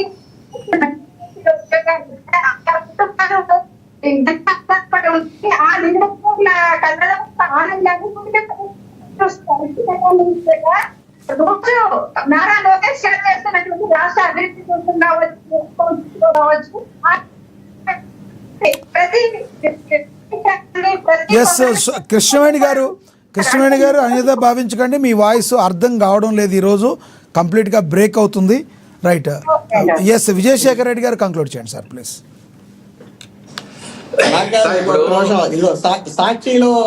సాక్షిలోనే వచ్చింది. APDSC 2025 final merit list released, downloaded APDSC APCFSS అని చెప్పి సాక్షి పేపర్ లోనే వేశారండి. ఇదిగోండి రైట్. పాపం డిఎస్సి మెరిట్ లిస్ట్ లో వచ్చినాయి చూసుకోమని సాక్షి పేపర్ లోనే వేశారు. ఈ డేట్ కూడా మీకు చెప్తాం. Date 15 September 2025. ఓకే, మీకు డేట్ మరి క్లారిటీ కనపడుతుందో రైట్. విజయశేఖర్ రెడ్డి గారు కంక్లూడ్ చేయండి. విజయశేఖర్ రెడ్డి సార్, ఆయన నిజంగా 10th class first class student అయితే ఆయన నిజంగా ఏదో డిగ్రీ చదివాడు అంటున్నారు జగన్మోహన్ గారు. కనీసం సాక్షిని ఫాలో అవ్వడు సరిగా. సార్ ఇదేంటి 10th క్లాస్లో కాదు సార్, 10th క్లాస్లో ఫస్ట్ క్లాస్ స్టూడెంట్ ఏంటి సార్? 10th క్లాస్లో ఫస్ట్ ర్యాంక్ స్టూడెంట్ అన్నారు. ఫస్ట్ క్లాస్ ఏంటి? ఆమె 10th class first class student లేకపోతే నిజంగా ఫస్ట్ ఒకటో తరగతి స్టూడెంట్ ఎవరైతే తెలుసండి చెప్పాలి, చూపించండి. కాదు సార్, అంటున్నా జగన్మోహన్ గారు చదివింది ఒకటో తరగతి. ఇప్పుడు లక్ష్మణరావు గారు ఒప్పుకోరు అన్నమాట. అంటే లేదు మా అన్నయ్యే చదివాడు అంటాడు, ఇంకొక ఆయన వచ్చి ఎంబీఏ అంటాడు. ఎక్కడ ప్రూఫ్ పెట్టండి సార్. మళ్ళీ మా లోకేష్ గారు ఏమంటారు, 10th క్లాస్ లో పేపర్లు కొట్టేసి మీరే అంటారు, లేదంటే మీ మీద కేసులు ఉన్నాయంటారు. ఎందుకు సార్ మళ్ళీ వేరుగా వెళ్తుంది? అది టాపిక్ మీద కంక్లూడ్ చేయండి ప్లీజ్. సమయం. లక్ష్మణరావు గారు మాట్లాడినారు, పిఏ ఆయన పిఏ కే అన్నారు, దైవాంశ సంబోధుడు, గొప్ప వ్యక్తి, చాలా చాలా సౌమ్యుడు. సార్ సౌమ్యులే సార్ ఎప్పుడు డబ్బులు కొట్టేసేది. గట్టిగా అరిసి మాట్లాడు కొట్టేడు, సౌమ్యంగా ఏమి తెలియదంటే నంగనాచా ఉండే వాళ్ళు ఎప్పుడు డబ్బులు కొట్టేసేది. ఇంకొకటి సార్, నేనేం మాట్లాడతా, కేఎన్ఆర్ గారు ఎంత సంపాదించారనేది నేను మాట్లాడతా. సిట్ దర్యాప్తు మాట్లాడుతుంది, ఈడీ మాట్లాడుతుంది, అక్కడి నుంచే బయటకు వస్తున్నాయి న్యూస్ అన్ని. సార్ వాళ్ళేమి సరదాగా మాట్లాడలే వాళ్ళతో. పేపర్ డాక్యుమెంట్లు ఏ డాక్యుమెంట్ అయితే వాళ్ళ ఇంట్లో దొరికాయో, కేఎన్ఆర్ ఇంట్లో దొరికాయో, కేఎన్ఆర్ బినామీల ఇంట్లో దొరికాయో, ఆ డాక్యుమెంట్లు ముందు పెట్టుకో మాట్లాడతారు. ఈ డాక్యుమెంట్లకు సంబంధించిన భూములు నీకు ఎలా వచ్చాయి? మీ భార్య అకౌంట్ లో, మీ సతీమణి అకౌంట్ లో 20 కోట్ల రూపాయలు సార్. సార్ పెద్ద పెద్ద బిజినెస్ మ్యాగ్నెట్ల బ్యాంక్ అకౌంట్ లో కూడా 20 కోట్లు ఉంటుందండి క్యాష్. అట్లాంటి కేఎన్ఆర్ భార్య అకౌంట్ లో ఆమె చేసేది వంటపై రోజు, ఒక గృహిణి, హోమ్ మేకరు, ఆమె అకౌంట్ 20 కోట్లు ఎలా వస్తుంది సార్? ఏదో ఒక 600 కోట్లు 1000 కోట్లు ఒక పెద్ద ఫ్యాక్టరీలో ఇండస్ట్రీలో మెయింటైన్ చేసే వాళ్ళ బ్యాంక్ అకౌంట్ కూడా 20 కోట్లు ఉంటుంది. ఒక హోమ్ మేకర్ అకౌంట్ 20 కోట్లు ఎలా ఉంది? ఇదంతా మోసం డబ్బు కాదా? అన్యాయంగా పెద్దటి మిథున్ రెడ్డో లేకపోతే రాజకేశ్వర రెడ్డో ఇచ్చిన ఇల్లీగల్ లిక్కర్ మనీ కాదా? లేదంటే టికెట్లు ఇప్పిస్తామని చెప్పి అందరినీ మోసం చేసిన డబ్బు కాదా ఇది? రైట్ మీ అభిప్రాయం అర్థమైంది. ఎస్, ఇది టాపిక్ మళ్ళీ వేరుగా వెళ్తుంది. విజయశేఖర్ రెడ్డి గారు ఎస్ సార్ ఇవన్నీ మాట్లాడకుండా ఏ ప్రాబ్లం లేని ఈ డిఎస్సీ మీద మాట్లాడేది సార్. రైట్, అసలు డిఎస్సీ లో మాట్లాడేది ఏముందండి? రైట్, ధన్యవాదాలు. జరిగింది ఎస్ జరిగి సంవత్సరం అవుతాను సార్, సంవత్సరం అవుతాంది. ఆ అభ్యర్థులు ఎవరైతే పరీక్షలు రాశారో వాళ్ళు సంతోషంగా ఉన్నారు, వచ్చిన వాళ్ళు పనులు చేసుకున్నారు, రాని వాళ్ళు ఇంకొక మళ్ళా ఎగ్జామ్ ప్రిపేర్ అవుతారు. ఎక్కడ ఎవరికి సమస్యలు లేవు. 210 కేసులు ఉంటే అన్నింటినీ దాటుకొని వచ్చారు.